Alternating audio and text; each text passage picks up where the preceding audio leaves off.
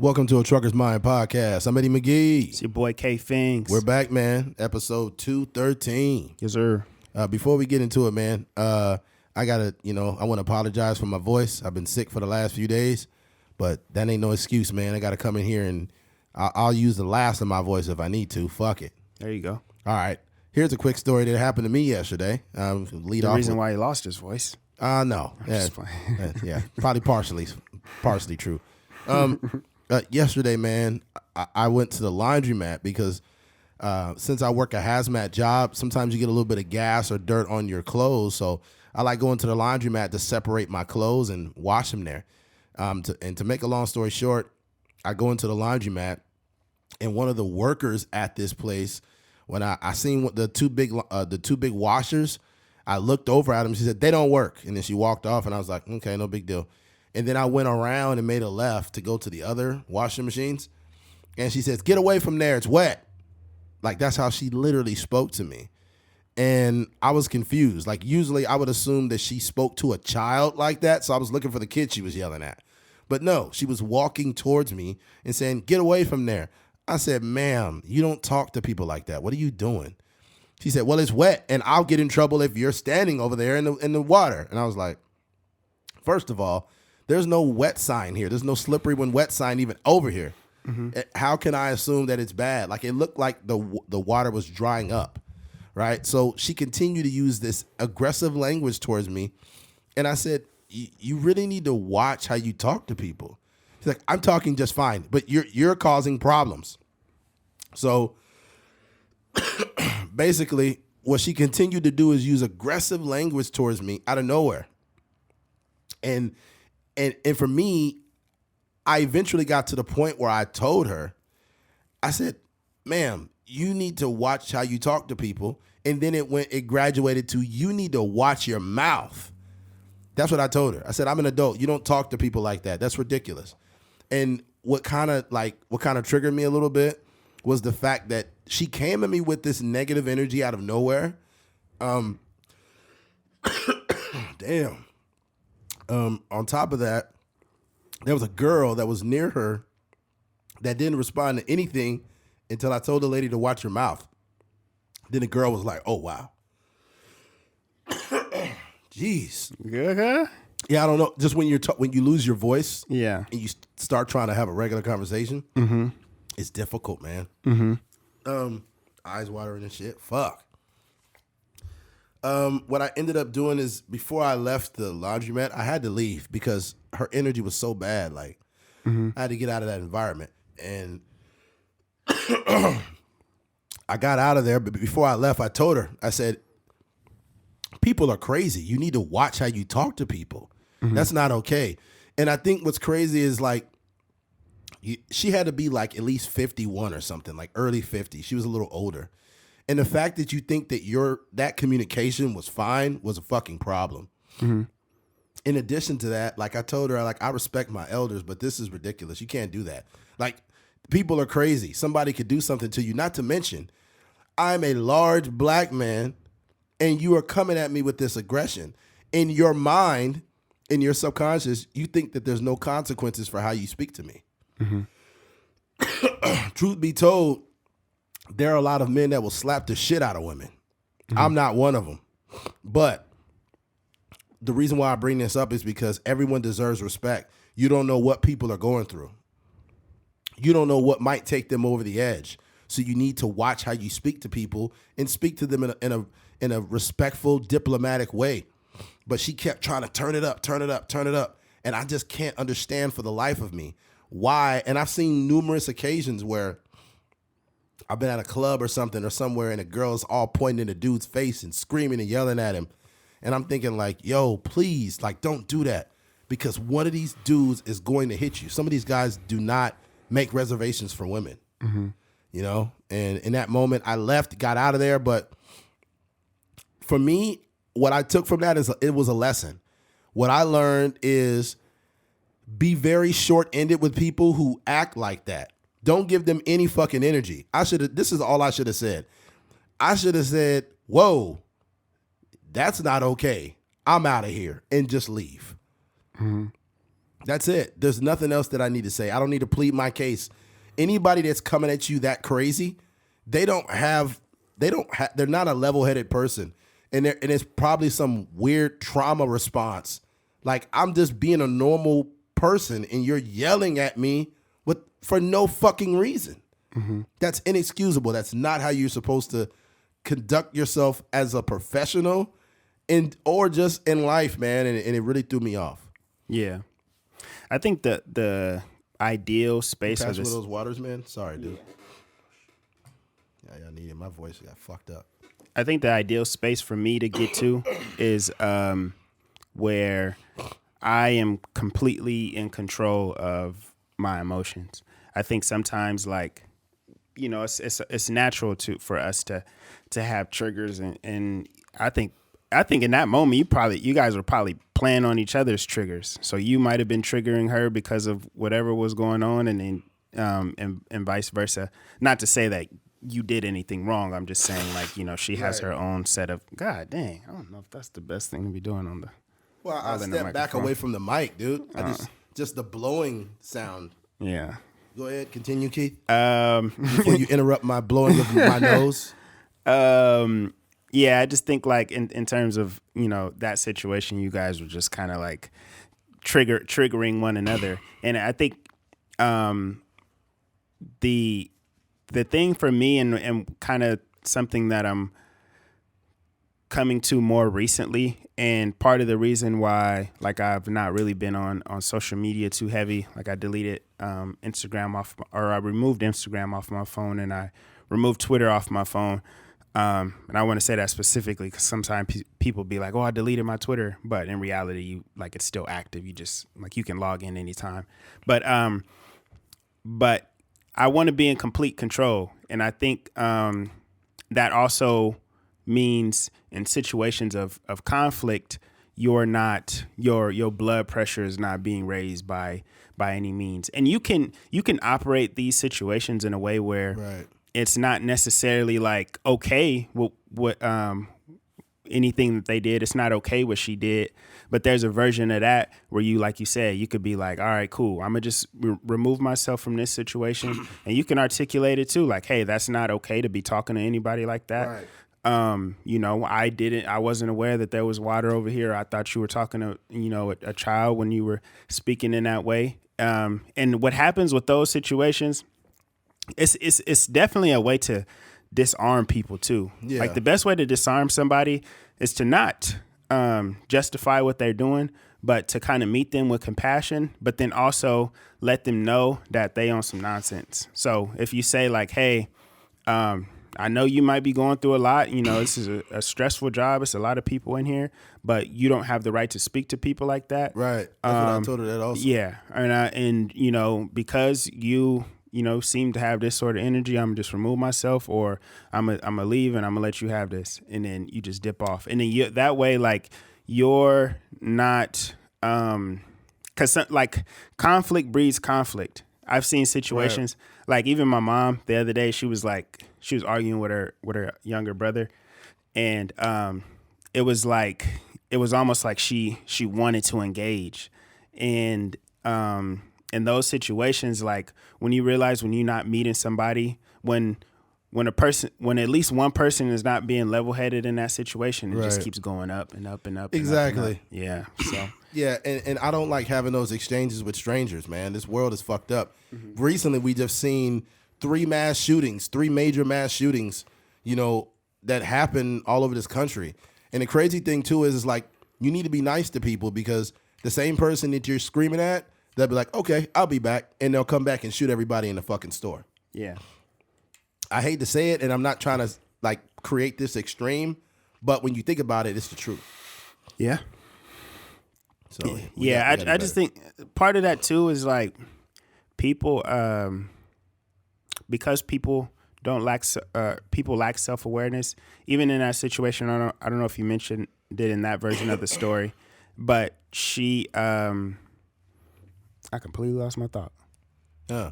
She was, I forgot what I was going to say. But basically, she's working a job where she probably hates it. Right. And I know walking into that same laundromat, sometimes when I look at those employees, I make it a point to ask them how they're doing, try to, just put a smile on their face if I can, or just try to be more personable, because oftentimes they look stressed out.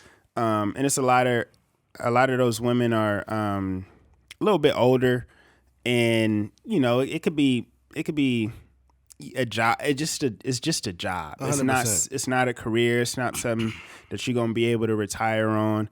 And they carrying a lot of weight. They probably got stuff going on at home and stuff like that. But that doesn't give you an excuse to be mean to anybody. Yeah, we have to be able to compartmentalize our lives. Mm-hmm. So if you is dealing with something at home, if you arguing with your husband, if your kids is being bad, if your son just got suspended from school, that's fine. But when you step into this workplace, you got to go in there with a clean slate, because there's people in there that have nothing to do with what you got going on at home. So, yeah, man, I had to get the fuck out of there because my energy, and I don't yell at women either. So my thing is if I'm displaying respect to you, even though you started off disrespecting me out of nowhere, mm-hmm. and you're still, and here's the thing. When I told her, I said, people are crazy. She wouldn't even let me finish my statement. She says, I'm not the one that's crazy here. I'm not the one that's crazy here. And I said, I'm not saying you're crazy. I'm saying that people in the world are crazy. Mm-hmm. I'm not crazy. I'm like, it was a trauma response. And here's the problem with people too. The scum of the earth, the people that I fucking can't stand, are the ones that will be condescending or very disrespectful and wonder why you reacted the way you reacted. Mm-hmm. I literally want to hurt people when they do that. Mm-hmm. Like, motherfucker, you know what the fuck you're doing. You have no excuse to be talking to anybody like that. And literally, the prequel to me reacting is your stupid ass. Mm-hmm. If I don't know a guy and he's like, hey, man, get the fuck out of the street. If that's your first interaction with me and I tell you, man, get out the car so I can knock your head off. Mm-hmm. It's your fault. Mm-hmm. You never had the right to tell me shit. All you should have did was shut your mouth. That's all the fuck you had to do. But for me, you have to be more self-aware. Like, it's even triggering me now. You have to be self-aware enough to say, you know what? The person that's reacting or interacting with people in the public like this, they are not worth me going to jail. They are not worth a conversation. They're not worth shit. Fuck them. Mm-hmm. Your energy's so bad, I know you have the incapability of having a decent conversation just by how you let off. If you lead off with, hey, get out of the way, it's wet over there. I'm a 37-year-old man. You don't fucking talk to me like that. Period. Mm-hmm. I feel like when women say men need to respect women, I agree with that narrative. I agree with it. I agree with men need to be more respectful. They don't need to be blunt and calling women bitches and stuff like that. But women, you need to be respectful to us. It is a two-way fucking street. You do not have the clearance to just disrespect the man because subconsciously you don't think we won't backhand you. You need to watch that shit. Mm-hmm. Period. There are tons of men like me out there that respect women, but there is a good amount that will slap you and knock your teeth out because there are men out there that don't give a fuck. Like, people literally, there's some dudes that is on the internet that say equal rights, lefts, and hooks. They don't care, man. Some of these dudes is woman beaters. Mm-hmm. And I'm not making it right at all. I'm just giving you the full spectrum of it. Now, ladies out there with a son, would you like it if somebody was disrespecting your son and yelling and screaming at him? Would you like one of his girlfriends to slap him in the face and yell and scream at him because she thinks he won't slap her back? No, you wouldn't like that, would you? So I really think that you need to be a little more respectful. You don't need to kiss our ass at all. I'm not saying that. I'm just saying just be cordial, right? Because some dudes get out of pocket and be saying wild shit to women. I ain't talking about those motherfuckers. Fuck them. But for us guys that are just normal dudes that are being like, we're bringing a decent energy, don't talk to us like that. Mm-hmm. Just stop it. Stop it. Don't do that. Okay? Mm-hmm. We go ahead and switch gears. Where the fuck did I put my phone at? Down here. Switching gears, and this is a very unfortunate switch. A man literally went to ICU after he crunched his lung from masturbation. So this guy was masturbating so hard that he ended up in intensive care. I feel like masturbation should be self-care, not self-destruction. Is this motherfucker a masochist or what? It's fucking crazy. But yeah, man, here's a story. A man rushed to ICU after crunching lung while masturbating too hard.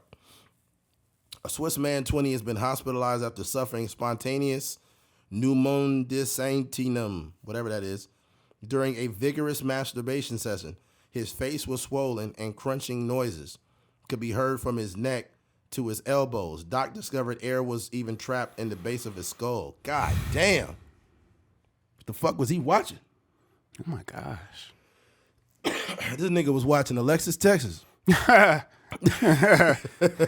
That's fucking crazy, man. Mm-hmm. If you like the thing about it, man, and there's been some women too. There's a story I think we found where a woman, she had a vibrator that fucking exploded, mm-hmm. and I think she sued the company or I think it overheated. Mm-hmm. But it's like, yo, people really out here hurting themselves masturbating now.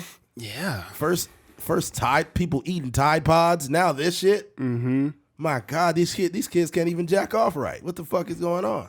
I wonder if that nut was worth it though, because for you to have that type of like, so sometimes this may be TMI. Sometimes you could bust a nut and it's just regular. This is like this is like cool. You know what I mean? It is nothing spectacular. But some women are special. And when you bust one with them, you're like, my whole life came out. That's what I'm saying. So more times than not, it just be regular, like boop. But sometimes you get those ones that like you feel it in your soul. So I'm wondering how that felt for him. Like if it was, that's why I asked if it was worth it. If it was the best nut he ever had, and his lungs collapsed and his freaking neck contorted and all this stuff, and he was like, yo, that was the best nut I ever had. This nigga went into cardiac arrest after exactly. that. God damn. I'm like, dang, I didn't even know that was possible. He must be so in tune with himself and what his body likes. Yeah. That he just created the perfect scenario and the perfect amount of strokes to have the best nut ever. That nut was bigger than a Missy Elliott remix. Remember back in the day, Missy Elliott remix. Yeah, that's funny. He had a it's near swing yet nut. Oh man, I was thinking about Missy Elliott. Like Missy was so fucking dope. Yeah. So underrated. I wish she still made music. I know. I thought about, like, everybody talks about the top 10, top 5 list of men rappers. They never talk about women. And Missy Elliott to me, is easily top 5. Yeah.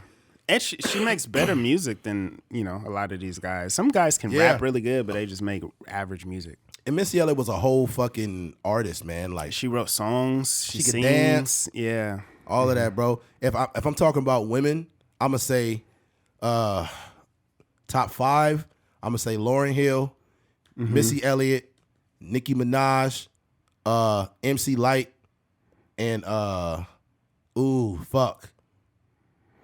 might upset some people with this last one, but I'm going to say, like, from a historian standpoint, I'm going to say Queen Latifah. Queen Latifah was hard. So I'm going to go with 5. I would put Rhapsody as like 5B, maybe. I think lyrically she's like J. Cole. She's probably like higher than some of those, but she just don't have like the songwriting ability as some of those other artists do. Yeah. But just if it's just bar for bar, she says like some amazing raising. Man, lines. Before keep it real, you gotta put Lil' Kim up there though. Lil' Kim up there, bro. Yeah, I think more of like just not like a pure rap thing, but just as like a cultural phenomenon for sure. Yeah. Foxy Brown and shit. So many good female artists. Mm-hmm. But let's get back to this kid busting this massive nut. Yeah. Yeah, man. This is supposed to be self-care. Mm-hmm. Masturbation is a form of self-care. Wait, Now, have you ever caught a cramp during sex? yes. Yes. And you don't want the woman to know it. Because you stroking it in that leg, like in the back, it cramp up. And it's like, damn, I don't got enough electrolytes. Should have drank a Gatorade before this shit. For sure, like my foot be like the arch of your foot be cramping up sometimes. The worst one is the calf. The calf? When that calf lock up, everything go down. For. Even your erection it's the worst feeling ever to have an erection and a calf cramp. You can't have a cramp and a hard dick. They don't even go together. He's like, Some women be petty. They don't even stop when you cramping up. You be getting some head and your legs start cramping and she just keep going. What's wrong? Yeah, that's funny. This story may be funny, but at the same time, it's kind of like it's a cautionary tale, but it's also like, bro, how the fuck did you jack off that hard? That is wild, bro. Yeah. This story to me is almost parallel to that story we talked about, that music artist that was holding her fart so bad she had to go to the hospital. Yeah. It's like this shit should just not be happening. Yeah. If you start feeling pain while you're jacking off, just stop doing it. And then contact the physician. Off, man. You said what? So sometimes you got to get it off. I'm going to die for this nut. No one's ever been on the verge of nutting and then just was like, man, I got to save my body. I think Hugh Hefner would disagree. He died from having a nut? I don't know. I don't know if he did, but I'm sure it probably was sex related. Old people could have sex and then die 2 days later from the sex. It's like a postpartum heart attack. Yeah, they took too much nut out of him. That's an 80-some-year-old nut, man. He can't walk around after that shit. And everything is delayed with old people too, so it could have very well been that, like a 2-day delayed death. Yeah. You'd be crazy. All of a sudden, you're just talking and an old person falls down, and then you see he got a bullet hole. You'd be like, oh, my God, he got shot 2 days ago. God damn it. Why did he go to the hospital? Oh, my God, Marshall. That's an old man's name. Fucking Marshall. Bob. Marsha is an old lady name, too. Fucking Mildred. Mildred is an old person's name. Mildred. Yeah, it's funny how some of these names used to be so popular. Mm-hmm. Like there's popularity in names. Yeah, you can't name your son Dick nowadays. Nah, that don't work. Yeah, they'll be like, if you name your kid Dick, then he might as well just go to homeschooling. I feel like I should name my son Dick just to be a dick. Oh man. So they'll be like, Jaime Garcia, and then he'd be like, here, Dick Fingers, and then everybody in the class just laugh at him. Oh man. It'll be some massive jump. It'll be like Gabriel Iglesias, Xochitl Hernandez, Dick Marshall Jacob Fingers. Yeah. Yo, that's wild, bro. Yeah. Yeah. When I seen this story, I just couldn't believe that somebody really, and I did a little background to see if this was like, a common thing. And it wasn't. It wasn't, man. Yeah. It just seems, I don't know. It has to be like some underlying, it's got to be like a COVID situation, like some underlying health conditions for you to, your lung collapse. I just want to know the setup because I could imagine him going in there. Some people be having elaborate, masturbation sessions. He's probably had a bad day. Yeah. He probably had and he seems like a person that has like a routine. So he puts on the perfect video. He got, it was a white dude. Yeah, I assume so. I believe it is. He probably looks up like BBCs or something like that. Oh God! Yeah. Just look up his idol, Mr. What's the dude's name? Steele or something like that. Yeah. Types it in real quick on the big screen. People's porn search be way different than them. For sure. It'll be like a black. They said like the most searched porn for black men was Asians. Yeah, I can see that. That's crazy, yo. What's up with us, man? What's up with black men watching Asians, yo? Asians, this is gonna sound disrespectful, but Asians are hard to come by. Like we just don't be we don't be running into. Well, we don't live in San Francisco. Yeah, if you lived in L.A. or something like that. And there are lots of very beautiful women that are Asian in San Francisco and Los Angeles, especially Filipinos. Filipinos they on point. Well, shit, there's a lot of Filipinos out in Delano. Yeah. A lot of pretty girls out there. But if you're a black man watching Asian porn, what are you watching? What you mean? Like, I wonder if like black men be watching like game show porn. Oh, like sometimes they be having an authentic, like on kthings.com. They be having an authentic Asian porn. Yeah, man. Yeah. Yeah, by the time we finish this podcast, you're going to have to quarantine this fucking mic, man. Yeah, I won't be touching that. Yeah, what's crazy about it too is I don't have like, I don't really feel too sick anymore, but it's like the after effects. Like you've hawked up so much mucus and shit that now your voice is fucked. Yeah. But yeah, I could just imagine him just setting it up like the Pornhub, perfect. You know, he might have a page saved, his go-to page. He might have warmed up the lotion a little bit, threw it in the microwave for like 30 seconds. Damn. Just set it up. Hold on. Hold that. Who the fuck microwaves lotion? This is a thing. That's like, next level shit, man. If you want to, you know what I'm saying? If you want, because sometimes it be warm inside there. Oh my God. So you got to replicate, you know, the same. I'm sorry. At that point, you just gonna have to get a real woman. I don't want to replicate. It's not that easy, dog. I don't want to replica vagina. It's not that easy. But I also don't want cold lotion. Yeah, you don't want cold. But lotion. I also don't want to feel like I'm stroking one out with oatmeal. I got fucking piping hot oatmeal on my genitals. What he might do also is like he got time settings for the body weights of women. So if you want a real big woman, he might leave it in for 45 seconds. If you want a skinnier girl, he might leave it in for like 15 seconds. You lost me, man. What happened? Because a bigger girl, like sometimes her vagina be a little bit warmer. So wow, you got to leave it in there for 45 seconds. I'm not gonna make that proclamation or that statement. Big girls know. They be knowing it be warm inside there. Yeah, they know. Big girls will wear your ass out. You be like, damn, I already busted. What the fuck? She's like, it's okay, Eddie, it's okay.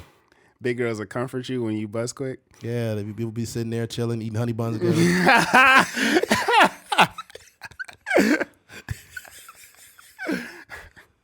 Oh man, that's terrible. They got a little snack drawer on the side for when y'all finish. Oh man, that was funny. Little Debbie snacks in there. Yeah, there's like a negative connotation with bigger women, like, and the thing is like big women is sexy too, but it's like it's levels. Yeah. Like it's like stage one, but like when you talking like my 600-pound life, they got to knock a wall down to get your ass out. Yeah, that's not happening. I may not get an erection on that one. Oh, not at all. Not at all. But I will say you could probably have sex with anything on her body. A crevice, a belly button. Yeah, for sure. You think you really doing something, and then you pull out some Doritos. You're like, God damn it. She got little food pockets. You're like, oh my God. Oh, I'm sorry. That's the Nutella. I'm so sorry. Oh my. There's probably a video out there too. Some guy having sex. You know what's fucked up about my 600-pound life is every one of those people have an enabler. They are in a relationship. Mm-hmm. Like, how the fuck are they in a relationship? This dude had a girlfriend that was 600 pounds, right? Mm-hmm. And he was making her pancakes, but it wasn't normal pancakes. The pancakes was the size of the plate. I feel like one day you just wake up and you just 600 pounds. And you've created this lifestyle and this routine that it don't even dawn on you. Yeah, man. That's disgusting. That's crazy. Was the guy a lot smaller? He's a whole lot smaller. Yeah. I think that he was probably just homeless. He was homeless sexual. Remember Charlamagne talked about that? Yeah. A person being a homeless sexual. They sleep with women that have a place to live. Yeah. I think also like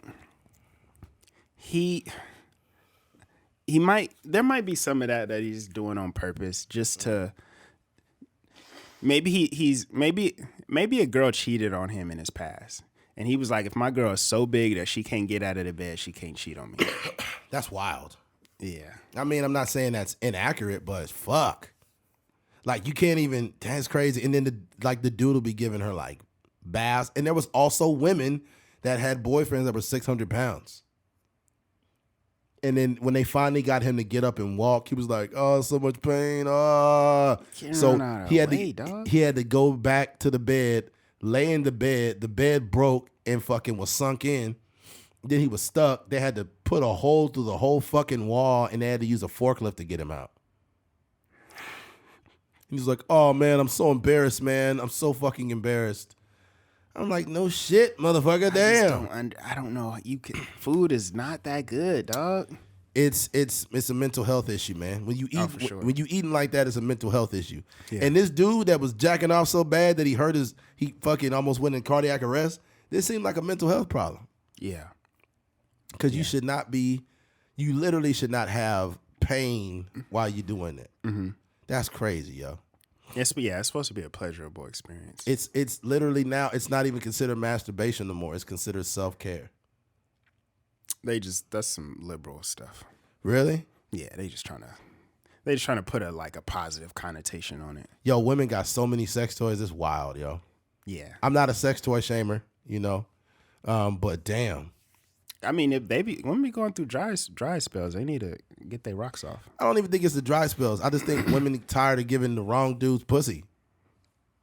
That's still a dry spell. Yeah, if you don't want to give no random dude no dick, no pussy, you just want. Whoa, yo, you don't want to. Hey, yo, you just don't want to be spreading your body out there like that. I'm about to treat you like a New York nigga. Hey, yo. Yeah. What videos make me laugh, and I don't know why they're funny. Usually it's a bunch of New York dudes that do it.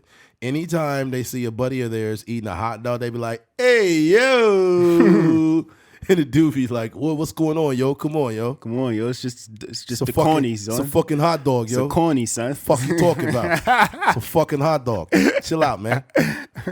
Chill out, B. I got it at the bodega, yo. It's a Coney Island dog from Coney Island. I wonder if those hot dogs from Sonic's, they're called a Coney. Yeah. I wonder if that's because they're from Coney Island. Probably so. I could imagine. And it'd be New York people would just argue over it like, "Yo, I don't fuck with the hot dogs from Coney Island, yo. I only get my hot dogs from Staten Island, yo." Only from Staten Island on 156th Street, B. Why are there so many streets in New York? Fuck. New York is dumb because they got streets and avenues. So you could be on 156th Street and 8th Avenue. And it's just like, nigga, what? Numbers is supposed to go one direction. Hey, don't go on 198th. They having a gang war over there. You be like, "Yo, that's wild, bro." Make no sense, dog. Yeah, the gang territory or it's just different. How it's different everywhere. Like in LA, that shit is different. Like you could be in a blood neighborhood and you go to a grocery store and now you're in a Crip neighborhood. Yeah, that shit be too close. Gangs in LA, they just be like, they like neighbors. Yeah, they neighbors. Yeah. You be in a Crip neighborhood and then you just take one step to the left and like, "Hey, what you doing here, Holmes?" Like, "Hey, man, I'm just trying to go to the store." Fuck. It's like they need border patrol in the LA gang areas. Where you cross over, distinctively that you in Arizona or Texas or whatever. Yep. Hey, I'm sorry, Crips. This is a blood territory. You can't be here. Sorry about that. Warren is like, it be one street over, you in a whole different territory. Imagine they did that like the Crips. They'd be like, "This is no Crip zone." But then if you're driving up the street, it have a sign that says, "Make a left, no Serranos right here." Make a left. Yeah.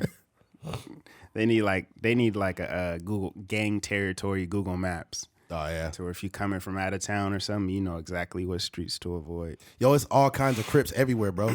I think up north, I could be wrong, but it's like legit Asian Crips. Yeah. I know it's an artist named MB Nell. Mm-hmm. I think he's a Crip. Yeah, that should be wild, he's bro. But I think they got a gang where it's not just. I think they call it Asian boys. I could be wrong, but it's like a gang with Black and Asians in it. Oh dang! I'm like, damn, that's a dangerous. Yeah. Up north is different because, like you said, it's a large Asian population up there. So, and ain't no there's gangs in every race, so they just adopting different cultures. It's wild though, bro. It's like a Crip gang with a bunch of black and Asian dudes. Mm-hmm. So it's like, that's crazy. Yeah, and they be more so, probably more so in L.A. They'll sprinkle in like white gang members and like these black gangs. White Crips. There's probably one or two white rolling 60 Crips out there. Yeah. Yeah. Hey, actually, there's a documentary about this kid that he grew up in a very Oh yeah, I seen that. You seen that? Mm-hmm. The white kid, he was a Crip. That's stupid. Yeah. He was putting in work too. Mm-hmm. But then he got off, and now he's probably in college at Yale or something. He was in the hood shooting at people and shit. It's a music video that he's in. I forgot, because some artist from that same neighborhood was like kind of had a little viral music video, and he in the background of the video. Wow. Yeah. It was a wild. I think because he was like driving when somebody killed somebody or something like that. Yeah. But I think dude put in some work though. He seemed like he was really out there. Yeah. Some of the pictures he was in, I was like, this dude is putting in work. He was just lost, man. A lost kid. If you see a white boy in an all black gang, that's the most dangerous motherfucker there. Yeah. They be like, hey, man, don't mess with Trevor, bro. He don't play games. There's this white dude, he a Hoover. His name is Milk, and he from some Hoover gang out there in L.A. Yeah. Wow. Mm-hmm. Black people would just be naming white folks anything. Like, I remember back when I went to BHS, it was this dude, like at Bakersfield High School. This is something that it's literally history. You might be able to Google it. They had a tree at BHS, it was called the nigga tree. Yeah. Literally, it's called the nigga tree. I don't know when that started, 50s, 60s, 70s, I don't know. But that is the most, I think that tree's still there. Oh, for sure. They ain't cutting that down. Yeah, it was called the nigga tree. Yeah. And black folks hung out there, and white people, everybody even knew that was the nigga tree. That's what it was called. I don't want black folks hanging by no trees. And it was this white dude that used to always be hanging out with all the black folks. And it's like, oh, this the homie white folks right here. White folks? Didn't even give him a real name. Like, what is this dude's government name, man? I'm not calling this dude white folks. What the fuck, man? That's comedy. That's so wild, bro. His name is white folks. I need to Google that. Mm-hmm. Anybody that went to Bakersfield High School, they know what I'm talking about. Or if you knew somebody that went to Bakersfield High, ask them about the nigga tree. And then they had the nigga rock at BC. It wasn't called that, but it basically was that. Yeah. It's Some people was calling it the nigga rock. It was the procrastination rock. The procrastination rock. That rock was so annoying because you meet like different career paths there. Yeah. Some people selling books. Some people selling crack. Some people niggas was up there like battle rapping. Yeah. I'm like, why y'all here? Yeah. Get away from the school. And what's crazy is the gap between when I went to Bakersfield College and you was a decent gap, bro. Yeah. And like when you start going there was the same shit going on. Yeah. And BC was a huge distraction for me, dude. Like honestly, I mean, I should have been handling all my business there. Like before I dropped out, my grades were great. But if you can escape BC culture while still getting good grades, you're gonna be good at any university. Yeah. Because you could leave there by just skating by, just with a 2.0, and then you'll get to whatever university, and you'll be like, dang, there's so much more structure here. Yeah. I got a dorm, I got an apartment, I'm not with all my friends. Like BC was like so much peer pressure to just hang out. So many girls. Yeah. And the crazy thing about BC, it was like the first dating app ever. Because back when I went to BC, we didn't have smartphones yet. The only smartphone that even existed back then was like a PDA. It had like Microsoft Windows on it, and that was the closest thing to it. And then they had like a BlackBerry that was basically like a BlackBerry PDA, right? Yeah, I remember a couple like rappers. I think Jay-Z might have had it in one of his music videos. Yeah, so yeah, back then there was so many girls. But imagine this, like let's say you just go to BHS like I did. I didn't go to college until 2 years after high school. So I didn't go to college till like late 2005, right? And when you get there, you seeing girls from your high school, West, South, Ridgeview, Arvin, motherfucking everywhere, Delano, just girls everywhere. It was a culture shock, bro. Yeah. It was a culture shock. It was parties I was partying every single week, bro. It got to the point where I was partying on Thursday, Friday, and Saturday. Sheesh. I was out there, bro. Thursdays we would hit the hookah bar. That was a spot like whenever we was in college. So Thursday would be a hookah bar. Friday might be just a regular house party, and then Saturday for sure after the football game at a football group house or whatever. That was the wave. Yeah, it's funny. Like a lot of it was a culture shock too, because there's people that went to schools that it's people that went to schools that didn't. How do I put this? Like if you went to, there was dudes that would be from like back east or in the South, and they never seen like a lot of non-black people. Yeah. So they'd be like, a girl would be like, I'm Mexican. They'd be like, oh, so you white? Like they've never seen a Mexican like clueless, before. Yeah. Yeah, a lot of people be in certain countries, not countries, certain cities or states, it's still like segregated low key. Mm-hmm. And then it'd be a black dude that really ain't went to school with no other people than black people. Mm-hmm. And then they come out to Bakersfield and start dating a white girl. Yeah. That shit would be hilarious. They've been trying to get one for the longest. Yeah, and then the girl be like, I don't know what you're saying. Like, yeah, shawty, like, we go over there for the wild gang. I don't know what you're saying, but you're hot. This dude is from Louisiana, man. Oh, my God. Mom, here's Darius. He doesn't speak English, but I love him. All right, what's going on there? Let's go somewhere there. Yeah, you know what I'm saying? And then he'll be like, Amber, can we talk to you real quick? Oh, man. I had a couple of homies, too, be like, man, I ain't never dated a Mexican girl, man. What is it like? Yeah. I'm like, dude, what are you talking about? Yeah. People be wanting to dabble in the different cultures. Yeah, dude, ain't nothing wrong with it, man. Yeah. It's college, man. Mm-hmm. That's when the most whole phases go on in the United States, college. Yeah, for sure. You know that down-home American girl that you raised? She gonna go off to college and have a blast. Yeah. Get blasted. Yeah. Mm-hmm. Yeah, it's in your... yeah, because it's different. High school is like the introduction. Mm-hmm. But you so young and still stupid. Like, you still getting the immaturity out. By your senior year, you damn near a grown man. Yeah, you realize you can see it in yourself. Like, yeah, you're over those 4 years. By the time you hit senior year, you got some facial hair. Yes. You know, your voice done got a little deeper. Yep. Your acne is cleared up a little bit. And you're like, man, I'm about to go take on the world. Yeah. And then you get to college, and then you're kind of like a kid again. You get reduced back to like a kid because there's so many girls, so many parties, so much alcohol. Yeah. It's nuts, man. Mm-hmm. Hey, when you went to BC, did they still have them free condoms? I don't remember.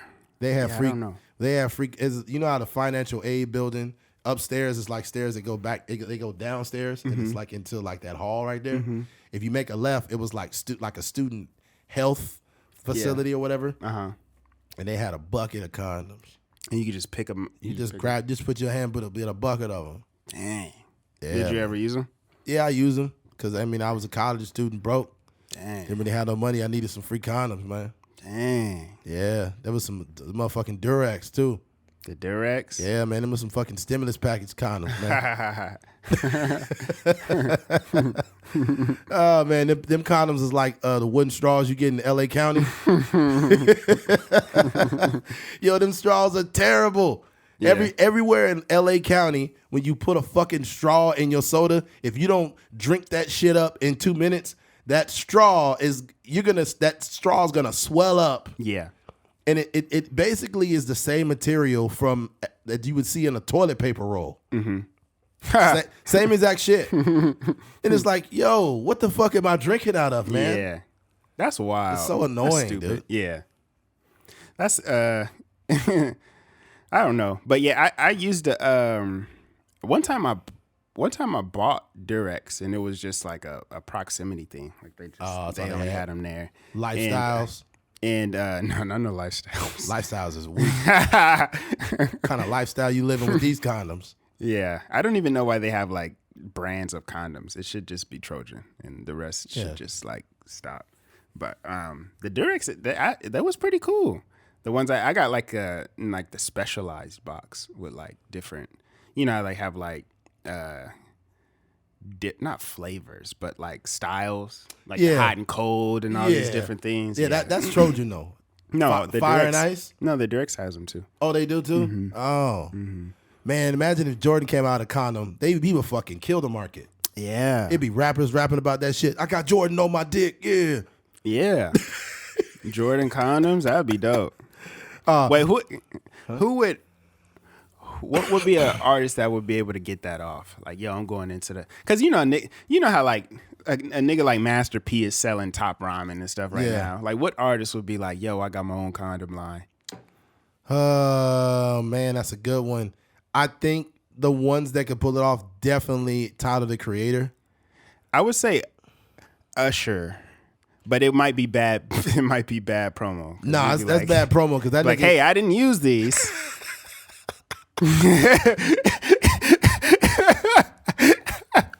OJ Simpson, you can kill the pussy with these condoms.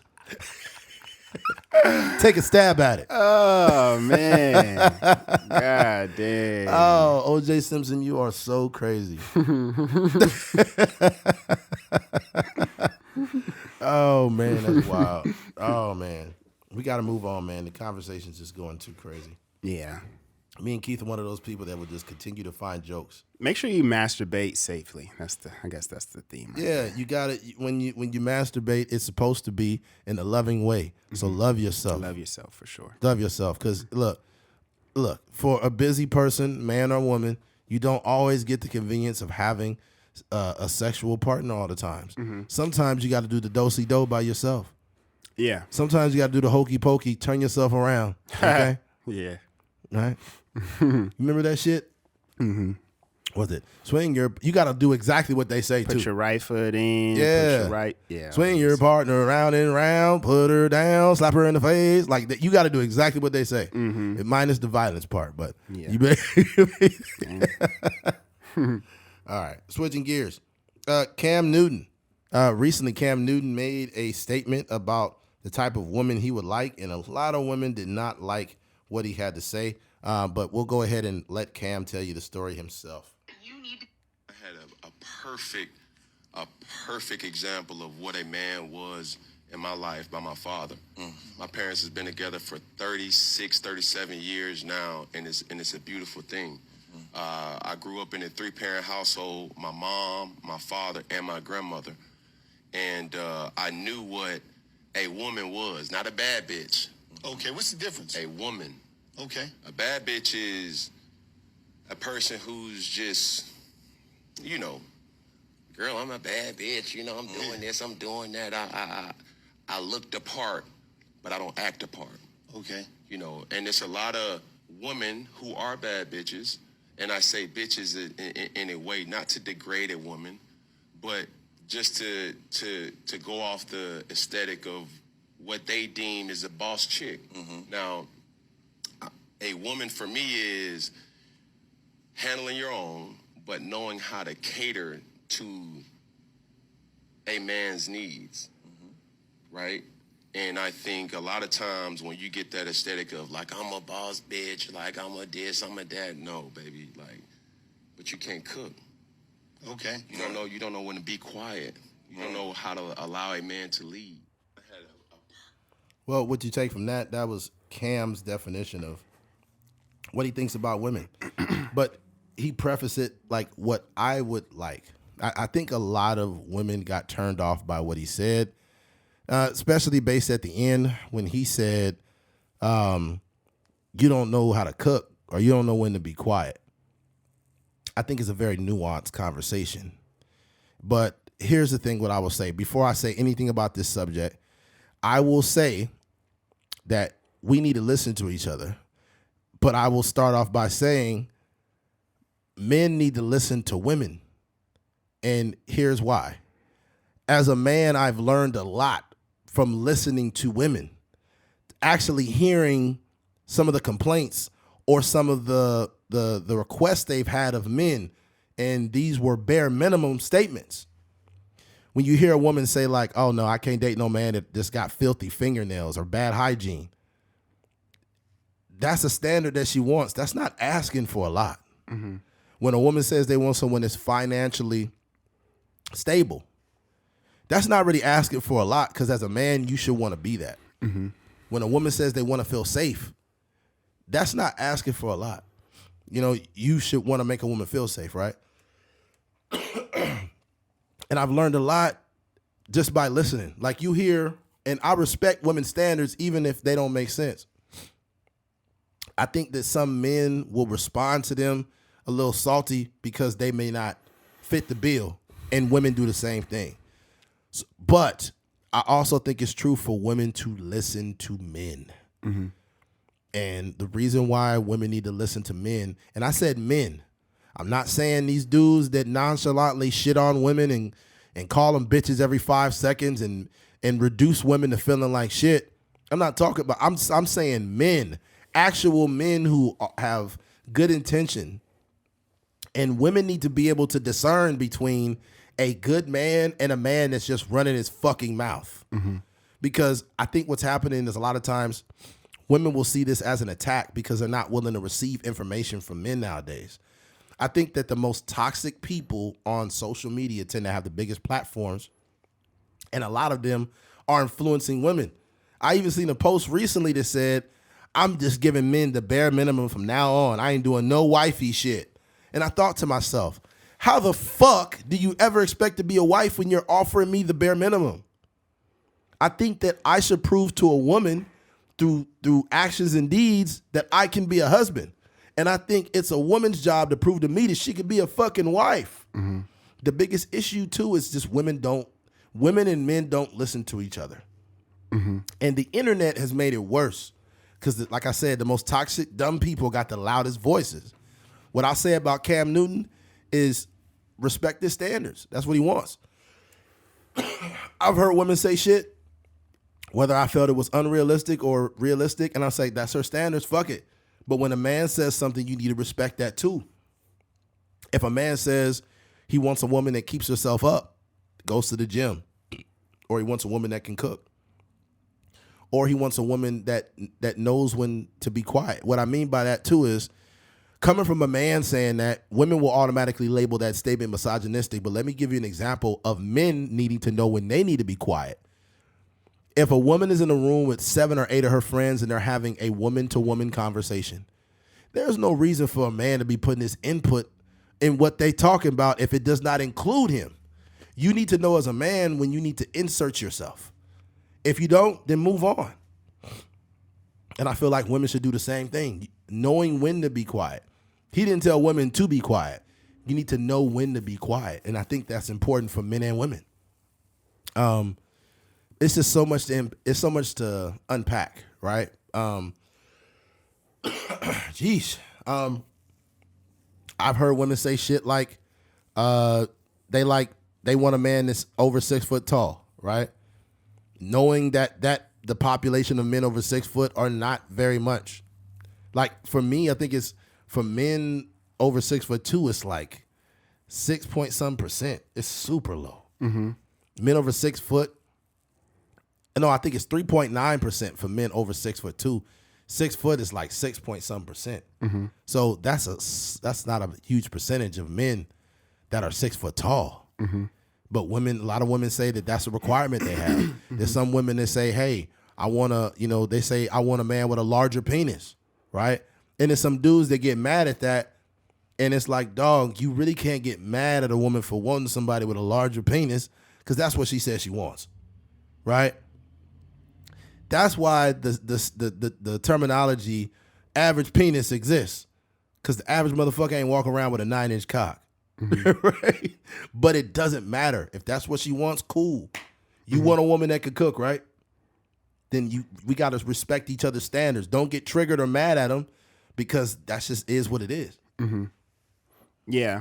I think the thing that's going on here is it's just Cam Newton. And Cam Newton is a person that has been like in the news in recent years for his outfits and, his, he's like his first game back to the Panthers. He scored a couple touchdowns and he's yelling to the crowd, "I'm back."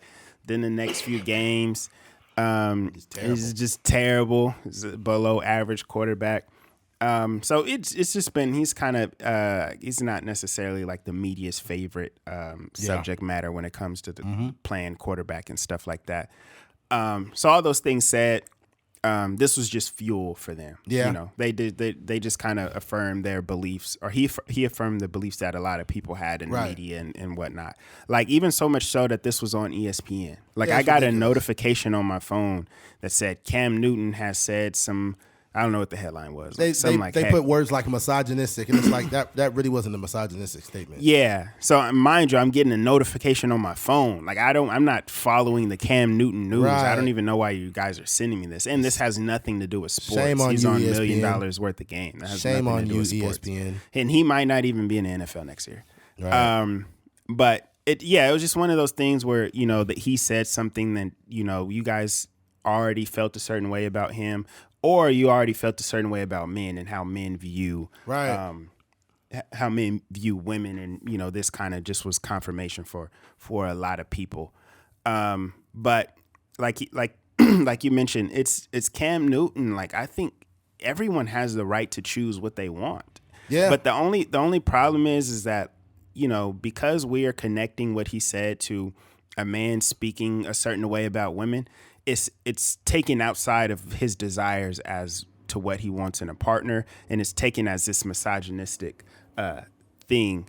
Because I know for a fact there's all kind of women that have diaries, that have maybe notes in their phone that have a list of 15 things that they want in a man. Right. Some of those may be, I want a God-fearing man. I want a man that has a good job. I want a man that, does this or does that. And some of those may be physical features. I want my man to be African American. I want my man to be Hispanic. I want my man to be white. Whatever the case may be. These are all things that women are doing, and I've spoken to a lot of women that are like putting that out there. But all of a sudden, it's a problem for Cam Newton to say that he wants, and I think part of this is like a hypothetical thing, Right. So even that is taken a little bit out of context. But I just think, like, we have to kind of going back to your original conversation about the wash, the laundromat. Right. You will never be able to be like a whole being if you are allowing these conversations to trigger you. Yeah, that's true. It's a lot of people that are just waiting to be mad. Yes. And that's part of the reason, as I was saying earlier, like, I've removed myself from Twitter, is because I like the platform because, you see news on there and, you get to interact with people and stuff like that. But once I realized, like, I was getting too frustrated by people's opinion, then I had to remove myself and reassess how I approach the app. But what I see a lot of people doing in these kind of conversations, it'd be different if Cam Newton came out and was calling women out of their name, degrading, saying all women are this, all women are that. But all he's doing is saying, this is what I desire out of a woman. And my example of a great woman, a great couple, was my parents' relationship. Right. But it's this thing, like, it's good and bad, like this new era of people, right? Like, women are more, I guess now, like, a little bit more economically stable. Mm-hmm. A lot of women are out there, they're owning their own businesses, and a lot of women are making more money than men, and all these things, and they're kind of coming into themselves, right? But there's like these traditional values that they're just trying to push back on so hard. Yeah. So much so to where, like, certain lingo we can't even use no more. And they're and those things are cool, but it's like we can't we can't even have like conversations about what we desire because it's triggering a woman in a way where they think we're taking them back 30, 40 years of progress that they've made as as feminists and stuff like that. But at the end of the day, man, women can say the same exact thing. It's a lot of women. They go on the Breakfast Club. Angela Yee asks this question all the time. They be like, would you date down now? Like, would you date a man that you made more money than? And most of the time, those women that get on there be different comedians and social media figures and stuff like that. They be like, I tried it and it didn't work. He was insecure. I worked too much and he was always trying to spend time with me and all these. So women could say that. Yeah. But when Cam Newton say he just want a woman to cater to him and stuff like that, then it's a problem. Yeah, women are very blunt about what they don't like about men. Mm-hmm. And they're very blunt about it, and that's fine. I still think men should listen to them when they say these things, even if you disagree with it. It just gives you more depth to see what women don't like. Yeah. And like I said, it's important for us to listen to each other. Mm-hmm. Now, what I'll say is this. I think that as men, we consider women's feelings. I said men. It's some men that don't give a fuck and be like, I don't care about these hoes. I say what I want. I'm talking about actual men that care about women. We tend to give women a softer message. Mm-hmm. And a lot of women have been used to, I don't like the way he said that. That's the complaint. I don't like the way he said it. I don't like the way he said it. And it's a privilege built in because with women, we can't talk to you like we talk to our homeboys. If one of our homeboys gained 70 pounds and we be like, hey, man, you need to drop some fucking weight, dude. You're a little too heavy. You know, I love you, bro, but you gotta drop that weight. You cannot talk to a woman that way. And women will say that's not true, but they know in their heart of hearts that they do not receive messages the same way that men do. Mm-hmm. The same way men even crack jokes on each other, women cannot handle that. Mm-hmm. So they've been used to receiving a softer message. We actually have to think when we tell them things. We have to find a way to frame things for women so they can get it. And even then, they may still be triggered because we got women. We're worried about women being insecure about their body, women being insecure about whatever it is. And even if we say it, we'll come off as the bad guy. Mm-hmm. I've heard women say blunt, like be very blunt, like I can't have no little dick. I can't do that. Mm-hmm. I can't have no broke ass man. I can't do that. Women are very blunt when it comes to men. Mm-hmm. But there are also times where women will try to, how do you say it? Women also will cover up for a man's ego too, because that's also true. Mm-hmm. Like if a dude ain't great in bed, there are a lot of women that will fake moan. Mm-hmm. There are a lot of women that will have fake orgasms just because they don't want to be offensive to their partner. Mm-hmm. That's a fact. I don't know if you heard about that. Yeah. A lot of women have fake moans during sex. Yeah. So in ways, they try to protect the man's ego, but they also do not give a fuck. Yeah. They will say what's on their mind. That's not protecting, though. Like, that's just lying. What? Oh, fake moaning? Yeah. But I think that women also understand how much of an ego men have, and they don't want to make the dude feel bad.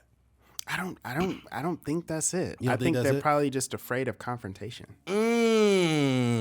So they're just like passing along. And the thing that happens a lot, like I would imagine that happens, and then they'll go tell their friend, like, "Girl, you won't believe this man is just terrible in bed." Like, you know, they're probably having that conversation just For not real. with that man. And it's like, you know, that I don't like that energy. You shouldn't, like, if you have some issue in the room, I think you should address it as such. Because the problem is some people may be like hurt, like, dang, I thought I was putting it down. Yeah. But it may be some other guys that's like, dang, like maybe let me go find a book. Let me go do some research. Let me go, figure it out. You don't know what type of sex women are having out here. Women be freaks, bro. Mm-hmm. They'd be like, look, I need you to take this chainsaw. He's like, what the fuck you want to do with that?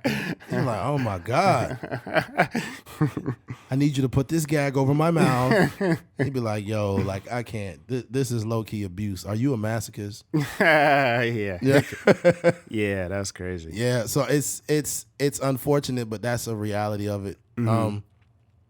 But yeah, I just think that there's somewhat of a convenience that men have to package things up a certain way to women and tell them, rather than just say like, you fat, you need to lose weight. You can't tell women that.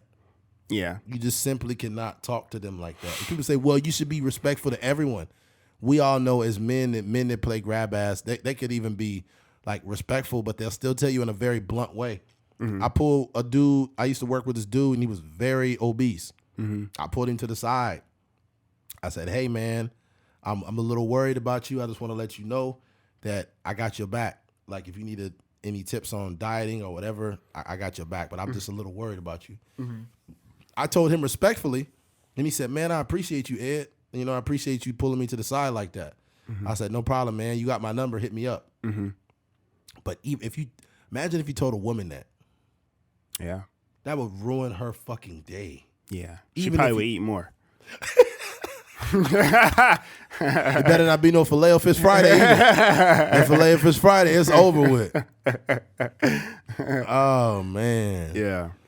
I think one of the biggest issues in this situation is like we just don't listen. Yeah.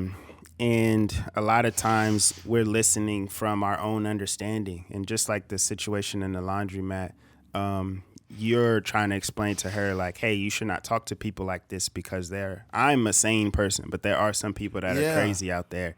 And she's like, I'm not crazy. Right. But it's just like, this happens across the board. Yeah. So when Cam Newton is talking, all women are hearing is like, I should dominate a relationship. Yeah. Women should cater to me. They should, have the house kept so neat and tight when I get home. I need a meal. I need to be fed. I need to be fanned with a palm tree leaf and all. This is what they're hearing as he's talking. It's wild. But he's just saying like what he likes. Literally what he's saying.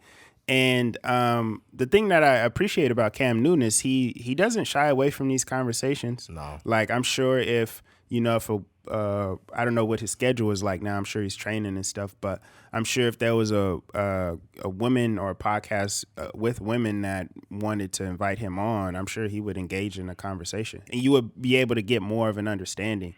I just think like we got to start taking people's words for what they are. Yeah. And stop trying to add our own meaning to all these things. And I've seen some women talk about Cam and then they attack this relationship. Well, if you was with her, then why didn't y'all get married? And why didn't it work out? It's like, stop it. Don't do that. Yeah. Don't pry into this man's personal life to make him less relevant. Yeah. That's what just people you. Do.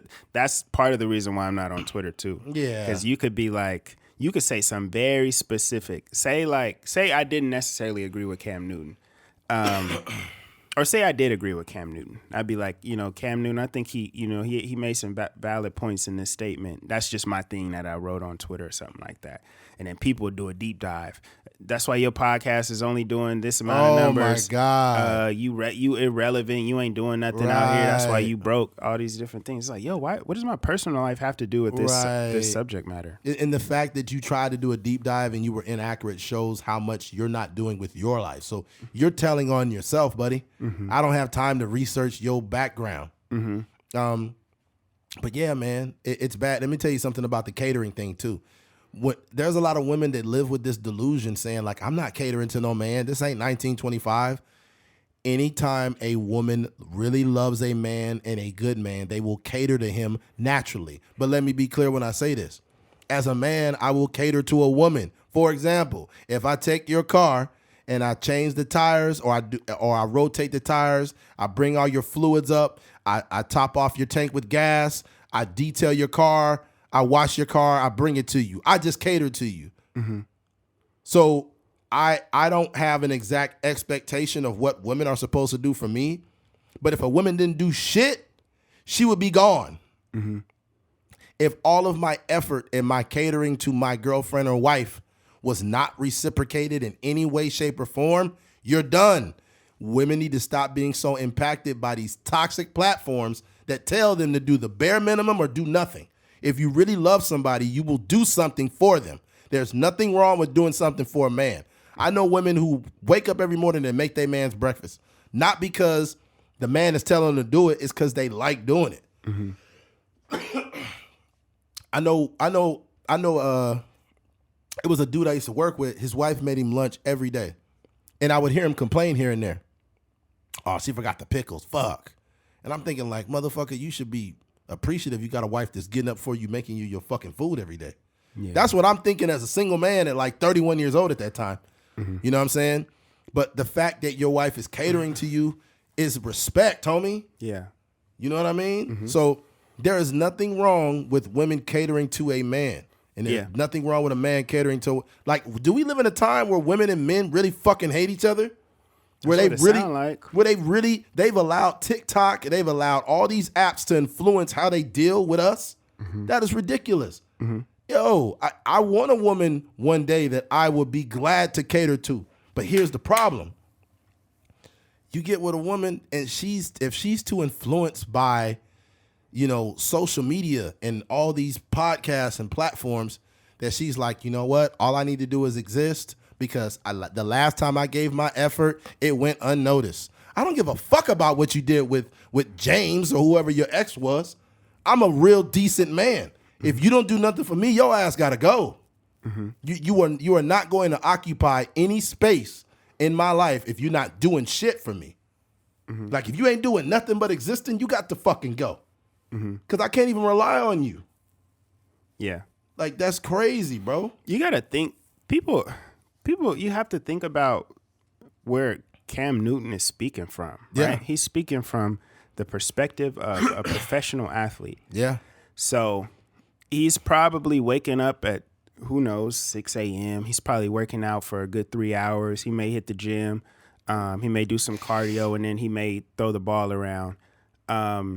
And, you know, he might come home, play with the kids for a little bit, and then he probably has, you know, if it's not in season, he may be hitting some two-a-days. At night, he may hit the weights again or something like that. Right. Or if he's practicing, he has maybe a 3-4 hour practice, and then he's probably coming home. He's studying film for like two hours or something like that. He's preoccupied. He might get a massage or something. Like his day is like filled up. So he's speaking from the perspective of a person that doesn't have the desire to set aside 2.5 hours, 3 hours to cook a decent meal. So in terms of his relationship, one, he's working very hard. Also, he's bringing home a lot of money. Right. You know what I mean?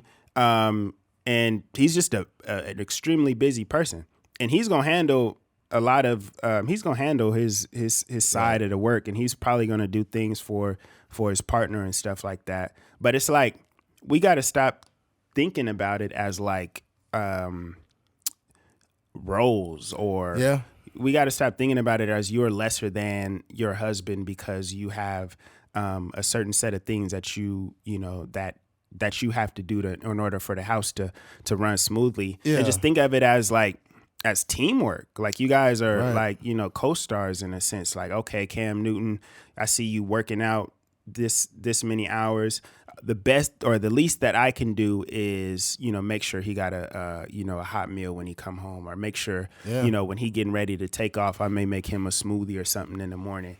And even in vice versa, if you're a guy and your woman is, you know, she works really hard, she's a lawyer or something like that. If you gotta run to Starbucks and get her a coffee, or, you know, do little things around the house, clean up, wash dishes, or whatever the case may be. Or maybe even if she cook, you bust the dishes down after she cooked, just because, like, that's kind of the partnership that really makes a house run smoothly. But we're just so like infatuated with like pushing back against this idea of like crazy. The 1950s woman that just stays the house, the typical housewife and stuff like that. Yeah. That you know, a lot of these women now are like almost making themselves undesirable in a lot of ways. Yeah. And hearing very extremely liberal terms like alpha woman. Well, I'm an alpha woman, and if these guys can't handle it, and it's like, stop this shit. Stop it. I don't come into any situation where I'm an alpha man, and if a woman don't, stop it.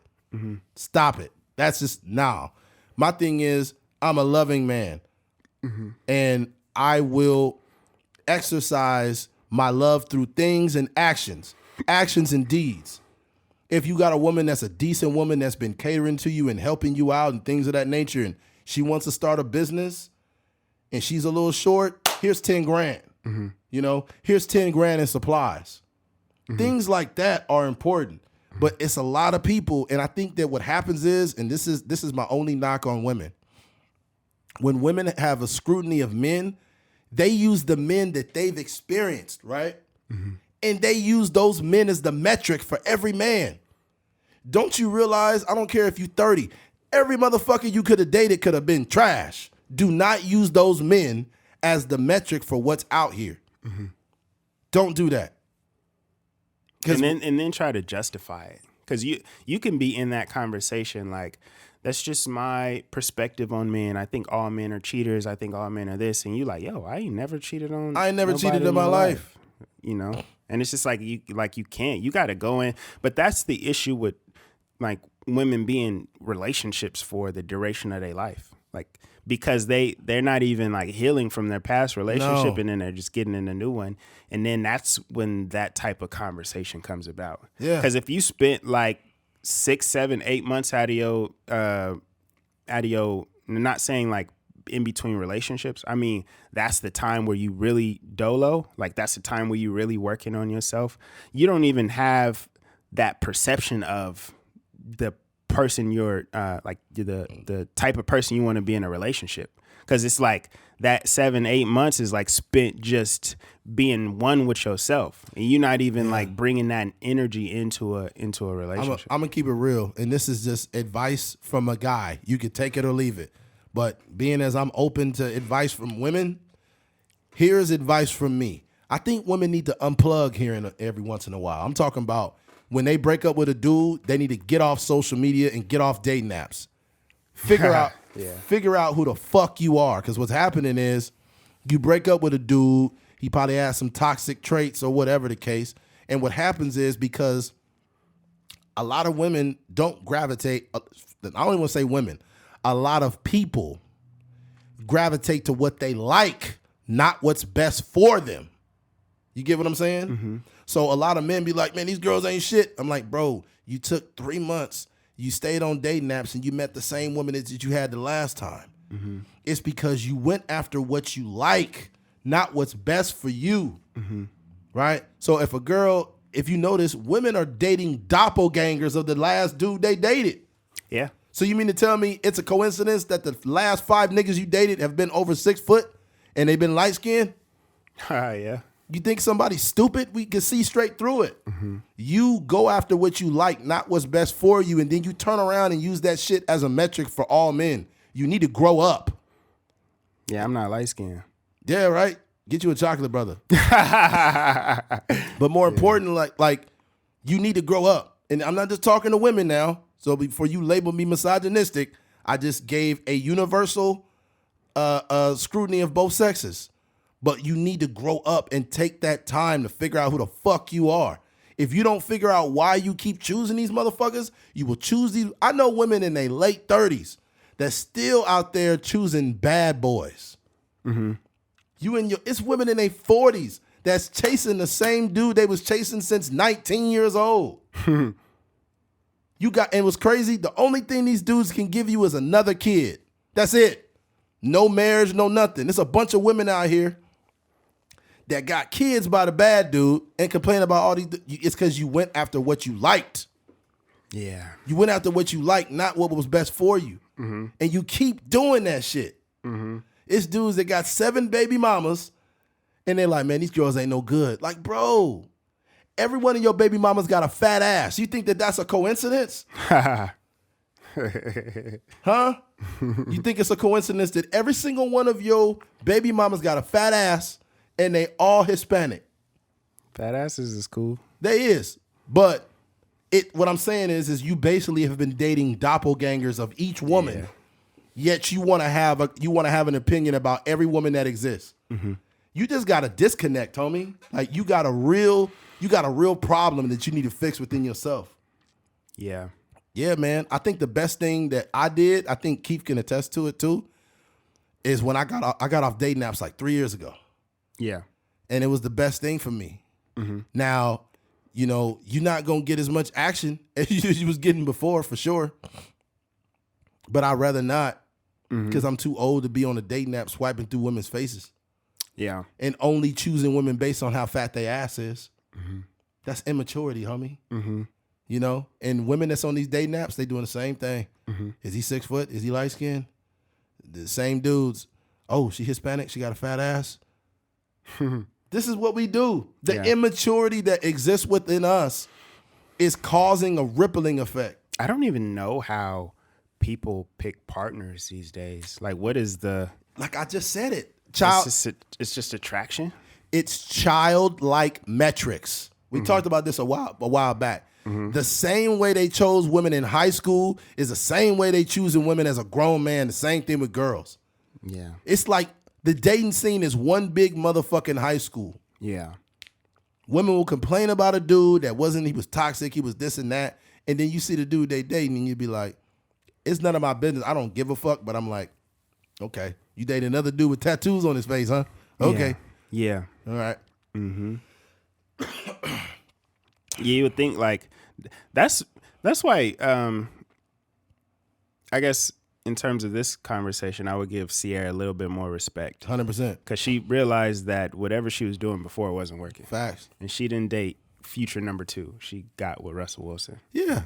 And we talked about this. There's nothing wrong with a woman actually choosing peace over dysfunction. Ain't nothing wrong with that. You know, I just think that some men got a little bit was probably a little salty because they probably know of, you know, women selectively choosing good men last. So I think that was the gripe for men. But truth be told, there's nothing wrong with a woman growing up and saying, yo, like, I want better.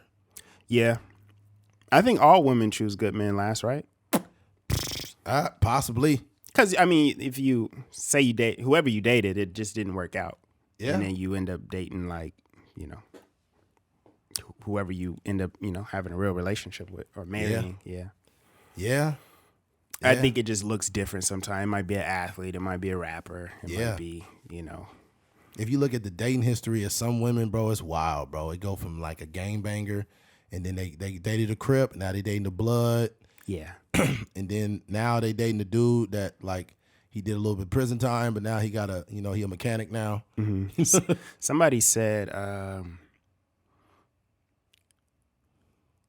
I forget, it was a podcast or something, and they were talking about the moment that changed his life as a father. I think he said I seen it. I already know what you're talking about. Yeah. I could elaborate. He was a Crip. He was a Crip, and his daughter was born. And he went up through an elevator, and when he got off, a dude was a Blood. He had his the dude was a Crip too. He was a Blood. He was all blued out. He was a Blood. The dude was a Crip. And the dude basically stopped him like, oh, you having a boy or girl? He said a girl. And he basically told the dude, he said, man, he's like, basically like, she's gonna find a man that's just like you. You know what I'm saying? And at that moment, he felt that great amount of responsibility. And that was a deep story. Yeah. And then what the funny ass part about it at the end, the dude was like, that's why I've always liked Crips better. The white dude said that. Yeah. Okay, it's coming back to me now. That was a great joke. Yeah, well, it was hilarious. Yeah, but see, that's something people don't talk about either. Believe it or not, bro, you should only be dating women who are a great example of what, like, if let's say, for example, I have a daughter, right? I should be choosing a woman who is a good role model for my daughter. And vice versa. As a man, you need to be the example to your daughter of what a man is. You are the first man she will ever really see in her life. Yeah. So if you cheating on her mom and shit and running out chasing pussy, even if you a good dad, your daughter going to be thinking like, even my dad couldn't keep his dick in his pants. So her view of men is going to be very skewed. Yeah. She's not going to think that a man could even be faithful because she hasn't seen it in her own home. But if you are a good provider, you're a decent man, you're respectful, you listen, you cater to your wife, you do things for your family, any man that go hard for his family will automatically get respect from his wife and everybody around. If he don't, then she gonna have to go. But at the end of the day, if you go hard for your family, your daughter is less likely to date a motherfucker that ain't doing nothing. Yeah. You just gotta be that example. Same for women.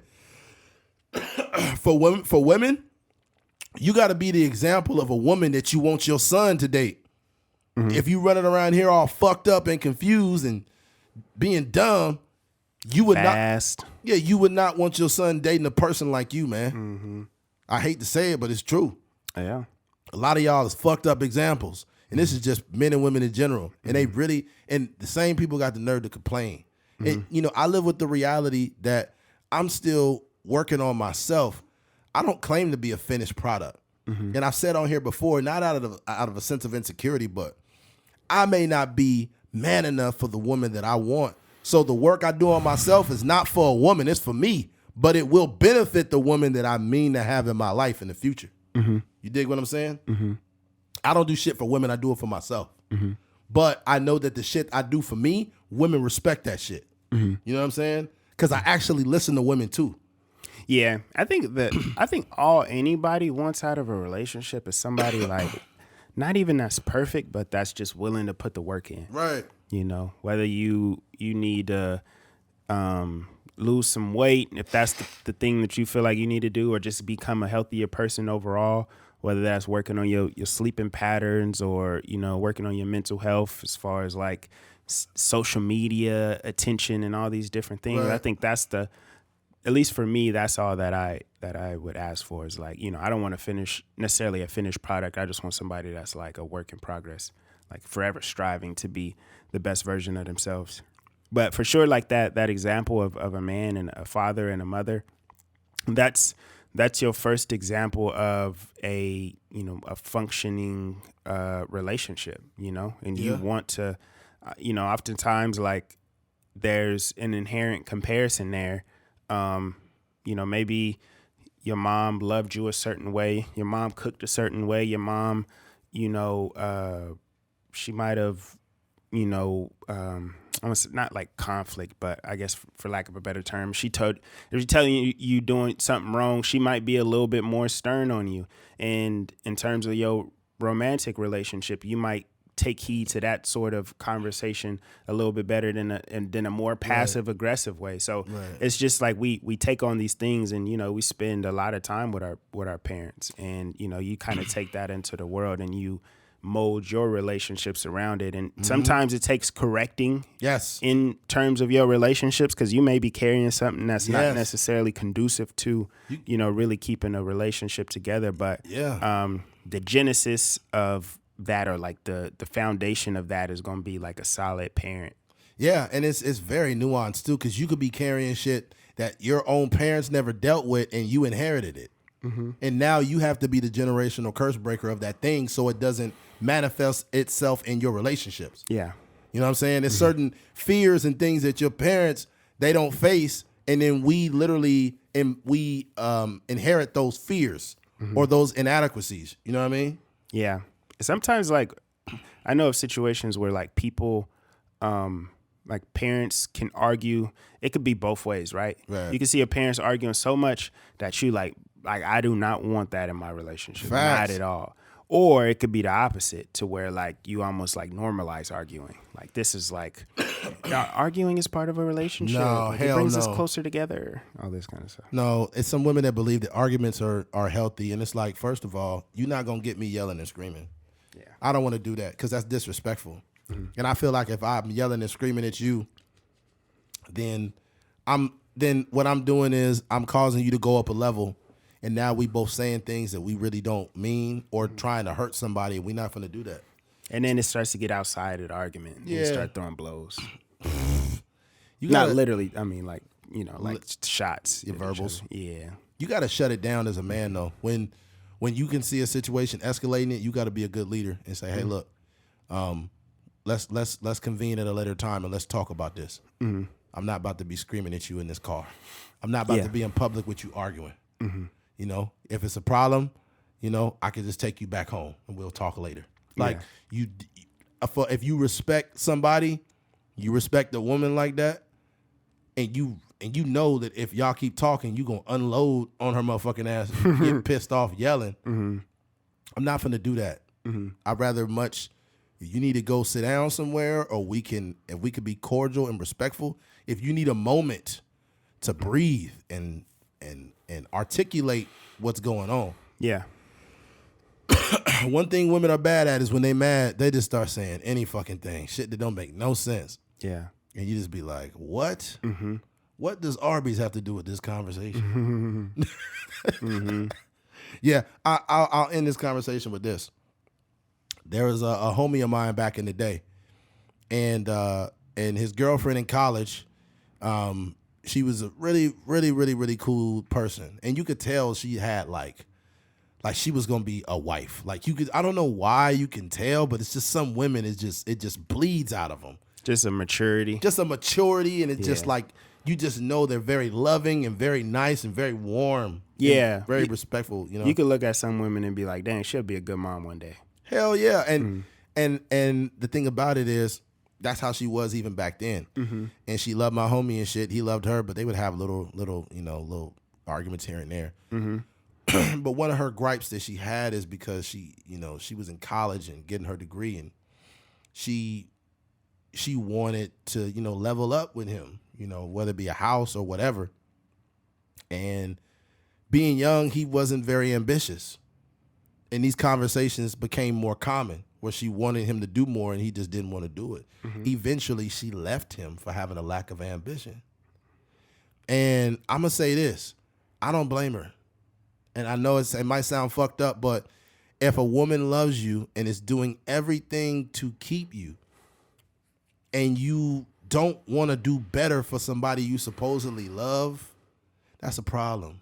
What was her? Did she end up getting a degree or anything? She did. She got a good job. You know what I'm saying? And it wasn't like a basically being judgmental. Like it was going on for a minute before she decided to leave, and now she married and shit. Yeah, kids and everything.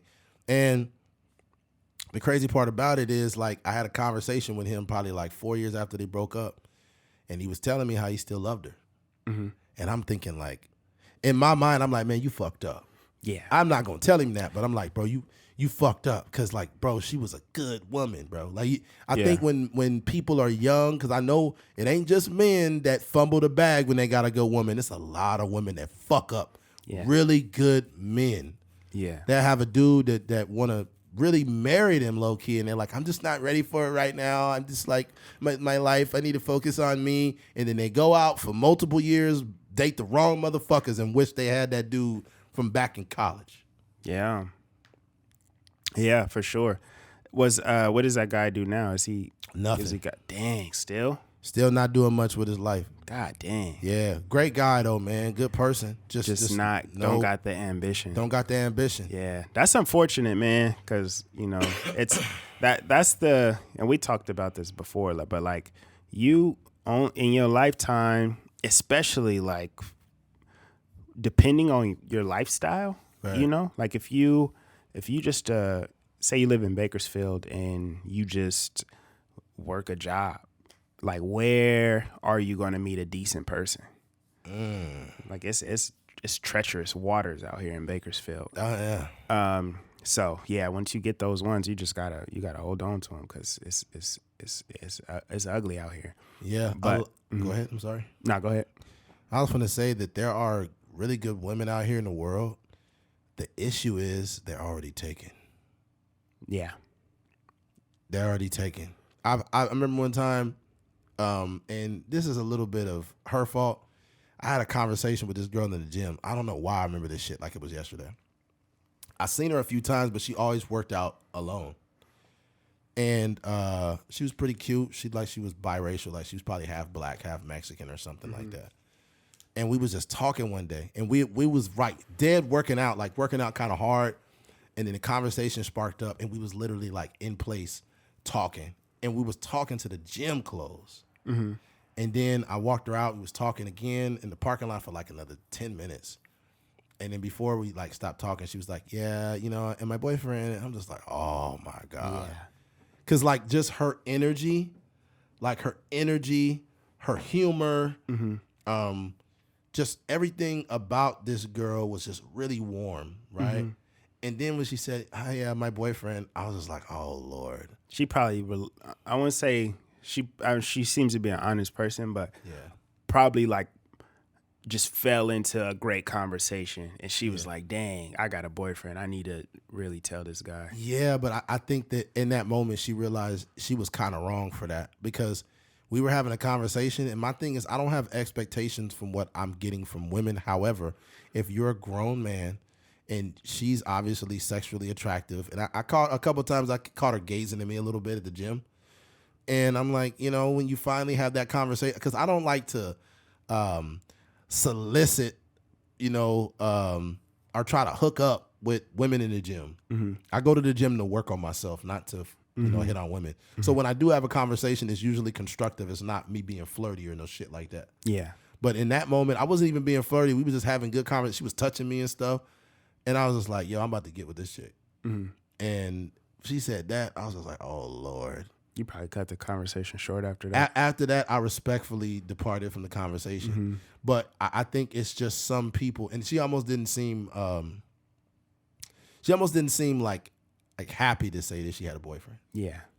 Because it's probably not the greatest relationship. Probably not. But it's like, it's one of those, it's like when you a single dude and you actually do want a good woman, you get pump faked a lot. Yeah. Oftentimes, too, in those little conversations, you can notice something in somebody that is lacking in your relationship.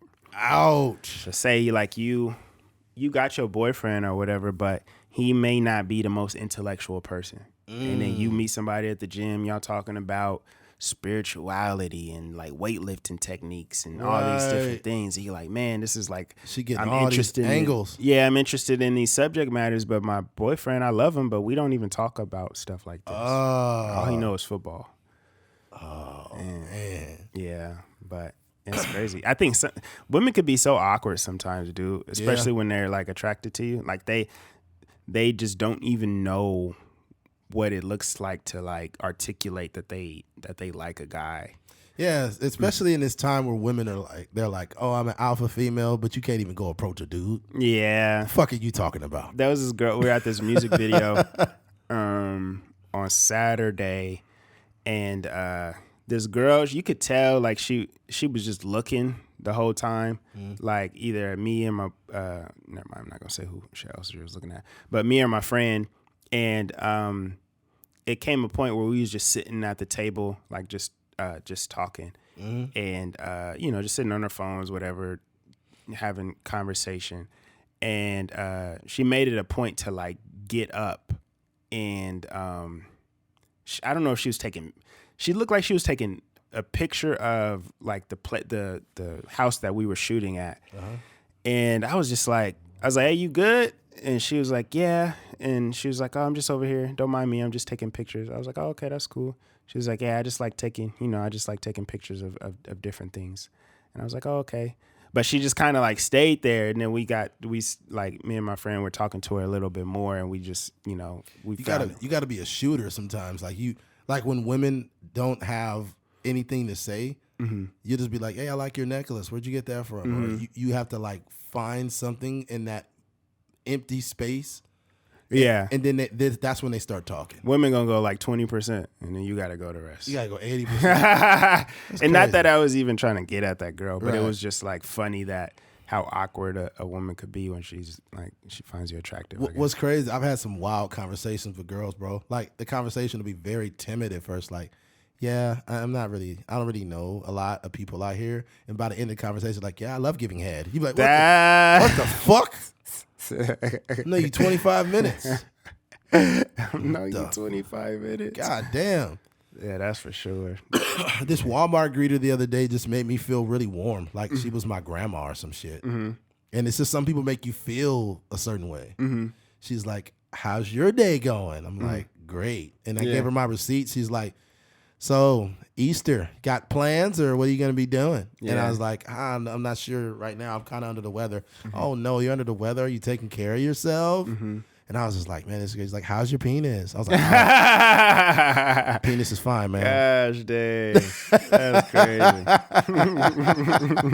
crazy. Some people do have that power. I like elderly black women, like 60 plus years old. They just cafeteria make me, ladies? Yeah, they just make me feel so like loved. You know what I mean? Just a warm interaction always. Bro, that happened to me quite a few times when I was delivering the station to be like an older black woman. And she'd get out the car and I'd be delivering fuel to like fast strips. Be like, She's like, there you go ahead, black man. And I'll be like, thank you, ma'am. Have a good day. Yeah. She might as well gave me cookies the way she made me feel. Man, there's this lady, her name was April, I think. And I don't know if her name was April. But she has this company called April's Life in a Bottle. And she sells like these juices. Like she presses up juices Her name is and April. stuff. Did you march up to her? Okay. Eddie's sick, guys. Just let that slide. but she was doing an interview with Zylo, and she just had like really good energy, like you know, always smiling, and you just seem to like really people that are just good listeners. They just kind of look you in your eye and is really engaged. Really engaged. Yeah, she was one of those kind of people, and I was like, damn, this is like I just want to give her a hug. Oh. She's like, I just want to rub your body. So. Be careful, these older women ain't afraid of young dudes no more. Oh man, yeah, it still work too. These women they letting you know, they're like, you know what, I might be 68, but I could give you a 69. Oh God. Oh man. All right, switching gears. Where we at, man? 141. Okay. You want to go ahead and wrap it up with this last one? Yeah, let's do it. Which you want to? What you got? I got the social economic based trauma, and I got the baby. Which one do you want to go with? The baby. All right, we can revisit that other one later. Mm-hmm. Okay, recently, the baby just got in trouble for trying to forcibly kiss a woman. I think it was after a concert. And the video shows him trying to grab her head and bring her in for a kiss. And she pulled away from the dude, and now they are working on a lawsuit. Mm-hmm. And her boyfriend put up a TikTok stating, like, it's not right what he was doing. But you know what? I think what we need to do, instead of just giving the baby all the attention, let's shout this young queen out for, standing up for her man, you know? Yeah, sure. Not allowing some drunk rapper to kiss on her. You know what I mean? That's the type of woman you want, a woman that will be, still be appropriate, whether they are in your face or not around you. They still gonna maintain the same integrity. Yeah, I think one thing too about that situation, and I understand the I guess the social pressure that happens a lot of times with like interactions between men and women. And I want to applaud her too for like, I don't want this to sound like I'm disrespecting anybody, but like she had a backbone in that situation. Yes, right? she did. Because a lot of times, and no fault to these women, a lot of times women will go through with the situation, like the Aziz Ansari and like other interactions that happen, and then afterwards they will come to Twitter, or they will come to social media and say such and such happened. But I think she showed a lot of character and a lot of strength to, push away from that situation in real time, to where she wouldn't have to come to Twitter afterwards and say, the baby kissed me without my consent and all this kind of stuff. She did it in real time. Yeah. So shout out to her. Yeah. So that's one story. Like the baby is just proving he's just not a decent human being, man. He keeps doing shit. He hit a woman. He shot a person. He punched a person. He beat somebody up in the mall. Like, this guy's just a terrible. Then he beat somebody up, or he jumped somebody in the bowling alley. Mm-hmm. It's like, goddamn, this motherfucker's always in some shit. We have to start believing people when they tell us who they are. Yeah, right. He's a piece of shit. Like when some people make a mistake and they learn from it, and then they're better people because of it. Then or they may even have like organizations where it's like, I could imagine. And I don't know specifically, I'm just speaking from a general sense, but I could imagine Ray Rice is not still abusing his wife, right? I would hope not. Yeah. So there are situations like that where you just don't hear, any news about people doing the same type of things. And then there's people that are like these repeat defenders. Like, and even if they're not doing the same exact thing, some people just draw negative attention their way. And if you're constantly making headlines for things that are outside of your specific job, then there might be something going on there. Yeah, that's true. Another one was actor Cuba Gooding Jr. Entered a plea deal of guilty on Wednesday to a misdemeanor charge of forcibly touching a woman at a New York City nightclub. Gooding admitted to kissing the woman, a waitress at the club, on her lips without consent. He also admitted to 2 other incidents of non-consensual contact in 2018 and June 2019.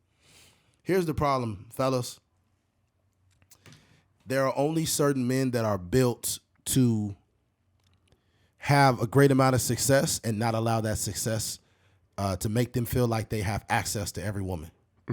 Like, it is not okay to grab women forcibly. It is not okay to touch women you don't fucking know. Keep your hands to yourself at all times. At all times. And the problem is, too, is when you have reached the apex of success in music or acting, you feel like, oh, they've seen me on the movie Radio. They've seen me on Boys in the Hood. Freaking the baby, like, oh, I got a top 10 song or whatever. They know who I am, so I'm going to just kiss them. I'm going to do what I want. And they've done this enough times that they feel that every woman is infatuated with them. And there are women that simply they don't give a fuck who you are. Celebrity, nothing. They don't want you fucking kissing them. Not to mention, kissing a stranger is a big risk. Man, you trying to kiss somebody, they could have had a mouthful of dick, and here you come trying to kiss on them. That's ignorant. You don't know what was in their mouth. Yeah. That shit is crazy. I was really going to the club hard. Like, my last going out hardcore was probably like when I was 26, right? And I was in the middle of the club. I was dancing with this chick, and she turned around and she like tried to kiss me, and I just kind of turned my head. She's like, "Let me kiss you." Really? And it was loud. She was kind of had alcohol in her breath, and she was like, "Let me kiss you," and she was yelling in my ear, and I was like, "Oh no, this is not cool." Yeah. But she was trying to kiss me, and I don't know you. Yeah. And like, even then, I was like, "Yo, you literally could have had a mouthful of dick, and now you got a mouthful of alcohol, and you trying to kiss me, and I don't know you." Yeah. I ain't gonna front. I kissed a girl in the club one time. This girl, she was like, "I never kissed a black man before," and then I just. Oh my, she's a fucking liar. She was a little older too, like older as in how old? She might have been like in her 40s. No way. Damn. Yeah. This nigga Keith going straight for the Cougars. Yeah. I was wild, and I wouldn't do that today, but yeah, I did that. Damn. I was probably like 24, maybe. This nigga Keith went to Rock and Rodeo. Remember that place back in the day? Yeah. Now Keith, you went to the Crystal Palace. The Crystal, the Buck Owens. Yeah, that's funny. If you want to find older white women in their 40s that might say that statement, they'd probably be over there. Yeah, that happened to me a couple of times. Not in a club, but another girl had told me that. Like, oh, I never kissed a black man before. I feel like, what is it? What's this mean? What is that? Yeah. You trying to live out your fantasies with me or something? And me, I'm just trying to smash, so I'm not even concerned about the slight racism that's going on. Yeah, like, I mean, I've got plenty of white pussy before. This is not... Yeah. This ain't new to me. It'd be some older white woman like, I've never, like, I support Black Lives Matter. Yeah. You know, I think you're a good person. Like, white people will say some shit and they don't mean it to be racist, but it'll come off. Sounds crazy. I will say it's racially awkward, but it ain't racist. Racially awkward, yeah. They'll be like, look, I love Black Lives Matter and stuff, but like sometimes it's just a lot for me. You know? I just want to kiss you. Is that a problem? Like, can I be a part of Black Lives Matter if I kissed you? Like, lady, if you don't shut the fuck up. Like, if I suck your cock, or like I'd be a Black Lives Matter member. Would that make me a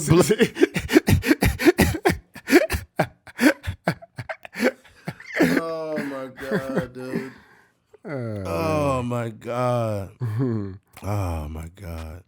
I feel like you know how people be trying to like remix like political statements and stuff like that. Right. I could imagine somebody at the Amber Rose slut walk with like a hashtag BCM shirt. I'm like, what's hashtag BCM? Black Hawks Matter. Black Hawks Matter. Oh man, I think we've got plenty of representation there. I think we got plenty of representation there. That's one place where there is no injustice. Yeah, for sure. The slut walk. Shout out to Amber Rose. That's hilarious, man. I never understood the slut walk. It's more or less like I don't get it. It's the slut walk. I don't know what it is. I guess it's for some like women's liberation or something like that. Yeah, I guess trying to empower women in their sexual freedom and stuff like that. Women gonna put themselves in a box, right? Because I feel like in 10 years, some of the stuff that we're trying to normalize now is going to be just like a phase, right? Yeah. So a woman in 2022 is going to have like 200 bodies on her, 300 bodies on her, and 10 years from now, she's going to try to marry a man, and we're going to kind of convert back to more conservative values, and she ain't going to be able to get one. And she's going to be like, dang, like this whole era of slut walks and all these things, like it didn't do me no justice because I'm out here and I can't get no man no more. Yeah, but some women would say like, I heard a woman say like, well, a body count from a woman doesn't matter. It's just that you're insecure and you feel like you can't live up to those bodies because they probably pleased her better than you did. Dang. Right. And it's like, ladies, what you need to understand is when you say things like that, every man is not insecure or like feeling insecure because you had all these bodies. I think that the expectations you have from men, if we don't meet those, we don't think you insecure for it. We just know we didn't live up to it. I feel like women should try to adopt that mentality too. Like not necessarily normalizing having a lot of bodies, but they should. If a girl told me like, hey, you have had too many sexual partners, like this is not gonna work for me, I'd be like, dang, it's unfortunate, but like I wouldn't even be tripping. I wouldn't be trying to like protest or whatever. Yeah, I you know what? Here's the thing. If a woman had a whole phase, I genuinely don't give a fuck. Mm-hmm. It's a difference though. Mm-hmm. Like if a woman had a whole phase where they was just like, maybe they had a good amount of dudes maybe in college or in her single life, but I think that there's a lot of women who can go through that phase and stop and just be like, it doesn't offer my life anything. Yeah. And I respect that. And the reason why I could be in a relationship with a woman who went through a minor whole phase is because she already had those experiences. There are some women who have not had a lot of experience, and now when they married, they got curiosity. Yeah, they wondering what am I missing? What else is out there? Yeah, so I mean, if you didn't have enough dicks, now you know, like, yo, you actually got a decent dude that's like, you only get one dick now. Like, unfortunately, I only got one dick, but it's gonna have to work. Yeah. It's something kind of I guess empowering with that. Like you go through life, you realize what you like and don't like. Some people just need to do it. They may have had one night stand and they like, this ain't really for me. Like right. It was cool, but it's not my thing. Yeah. Mm-hmm. Yeah. I honestly, I will say not all women go through whole phases. That's an inaccurate statement. I will say that a high percentage of them do, whatever a whole phase is to them. Yeah. You know what I mean? There's no direct way there's no direct or defined way of what a whole phase is. Mm-hmm. But here's the unfortunate part. There are still some women my age that still in the whole phase. Still hoeing. That's a whole life. Yeah, that's a whole life. You see that movie A Bug's Life? That's a whole life. It's a whole's life. That's the name of the pod. Oh, we can't do that. Can't do that. They'll Instagram will fucking mute the interactions. A whole lot. What does Instagram have to do with the name of the podcast? No, Instagram is like that. I remember I seen a meme. I posted it on Instagram. Uh-huh.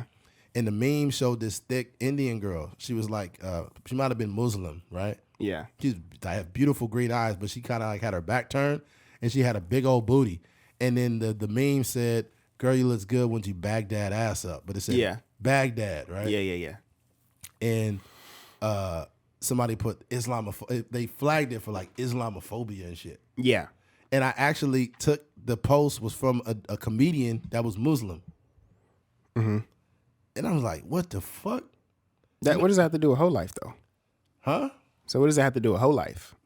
I responded to something. I can't remember what we was talking about. I was saying the name of the pod could be whole life, and you said no, we can't. Oh, do that. I was saying that because Instagram will flag it. But it's not on our podcast is on SoundCloud and Apple. I know, but I post it from SoundCloud to Instagram. So when you put it on your story or you put it in there, you get less interactions because they flagged it.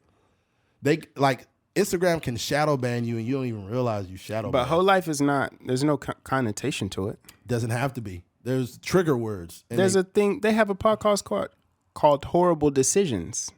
Yeah, but it's different. One, it's women, and two, it's got the word whore in it, but it's horrible. It's not whore standing by itself. If you put whore and then put decisions next to it, they're just gonna see that trigger word whore, and they're gonna suppress everything that's on there.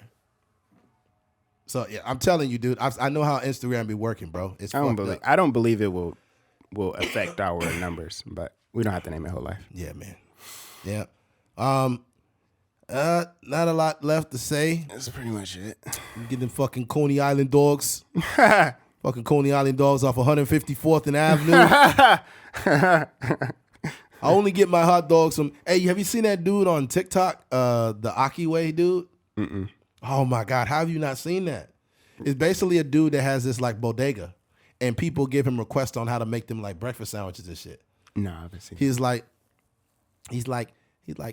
hey Aki, I want a French toast on the sausage. You're like, sure. Mm-hmm. First you put the peppers on the grill. Like, bro, when you see it now, you gonna know what I'm talking about on TikTok. Okay. It's like one of the most popular dudes on there. Okay. And it's on some like, I believe it's in New York. I could be wrong, but I think it's in New York. Yeah. New York. I haven't been on TikTok like that. Places like New York or like Philly it'd be a culture shock for us, man. Yeah, it'd be a whole different. Imagine different lingo. Imagine like, yo, we got some love out in Brooklyn, yo. Like I'm looking at a lot of the analytics. Girl was on, that was years ago, but she was on Instagram listening to the podcast. Oh, I know, but like Brooklyn is really bigging us up. Like I know we crack a little bit of East Coast jokes, but we love y'all, man. Y'all been showing us some love. Yeah. Yeah, watch, let me see. It's a lot. It's Brooklyn. Yeah, Brooklyn. Yeah, Brooklyn is, they pretty much leading the week. It's crazy when, like, it's crazy some weeks, like, Bakersfield done showed us more love than anybody, but, like, it'll be, like, New Orleans will be beating out Bakersfield some weeks. Other weeks it'll be Brooklyn. Uh-huh. Other weeks it'll be, like, Las Vegas. You'd be like, what the fuck? Yeah. Crazy, man. Yeah. I just wish there was more of a connection. Like, we know individually who these people were. I think that would be fire. Yeah, man. Hey, whoever y'all is, man, just hit me on Instagram. Hit me with a DM, man, so we can big y'all up. Yeah. You know what I'm saying? Make sure y'all subscribe to the YouTube channel, too. Yes. Hit the notification bell. Yes. New episodes every Thursday on YouTube. Yeah, let me shout out some people here, man. Shout out to Brooklyn. Y'all in the lead, man. Y'all really fucking with the pod. Mm-hmm. Valley Stream, I'm not sure where Valley Stream is. Mesquite, Portland, Oregon, LA, Sac, Eugene, Oregon, Pine Mountain Club, Modesto. Shout out to Modesto. Little Rock, that's in Arkansas. Shout out to y'all. That's where a lot of my family at. Indianapolis, shout out to Orange. Bakersfield down there. Bloomfield. Orange. What's Orange? Orange is a city name? Yeah, I don't know exactly where. Dang. Ashbourne. Shout out to Melbourne, Australia. We getting some love from Melbourne. Down under. Yeah. Shout out to them. Hey, man, be careful with them kangaroos, man. They fucking y'all up out there. Them motherfuckers will fight you, bro. Yeah, I seen that. Yeah, aggressive ass kangaroos, man. Shout out to Tulsa, Rexburg, Harlan, Hammond, Fresno. Fucking Ukraine is on here this week. Oh, shout out to the Ukraine. I got some guy. I got some of my guys is in Ukraine. Yeah, shout out to Mansfield. Mansfield is and in London. What the hell? Mansfield, I think Mansfield is in is it Amsterdam? I don't know where that is. I don't know. New Amsterdam vodka. New Amsterdam vodka. Premium. Yeah, what's hilarious about $1 million worth of game is like he frames it like it's the first time you ever said that shit. He'd be like, New Amsterdam vodka. Your girlfriend cheated on you? New Amsterdam vodka. Failed your math test? New Amsterdam vodka. Shout out to the New Amsterdam queen. Shout out to Wallow too. That nigga can't read. Tootie being there with her friends, making New Amsterdam mules, mixed drinks and all that. Shout out to the New Amsterdam queen, Tootie. She be in there with her friends, mixing it up. Wallow ass be on there like, look, man, listen, man. All you gotta do is go down to romanswipes.com. Go over there and get that, man. Look, listen, man. All you gotta do is do that, and you get there and put it on. And I know you get bummed out in the fourth quarter. You can't even make it to the fourth quarter because you can't stay out of the first quarter. So go ahead and do that, man. Head on to romanswipes.com. Once again, that's romanswipes.com. I've never seen that much of an aggressive ad read in my life. They got ads like a motherfucker though. Shout out to them. Yeah. I love watching podcasts get money. Oh, for sure. I love watching them because I know we're gonna get fucking paid. Yeah. Oh yeah. I'm like, yeah, let us get one of those New Amsterdam ones too. Yeah, I'm ready, dog. I'm ready for somebody to just be like, yo, I want to give y'all the bag. I want to give y'all a promotion. I want to do the whole nine. Shout out to New Amsterdam vodka. Mm-hmm. Shout out to Happy Dad beer. Mm-hmm. You know, I think what I'll do too is I don't know.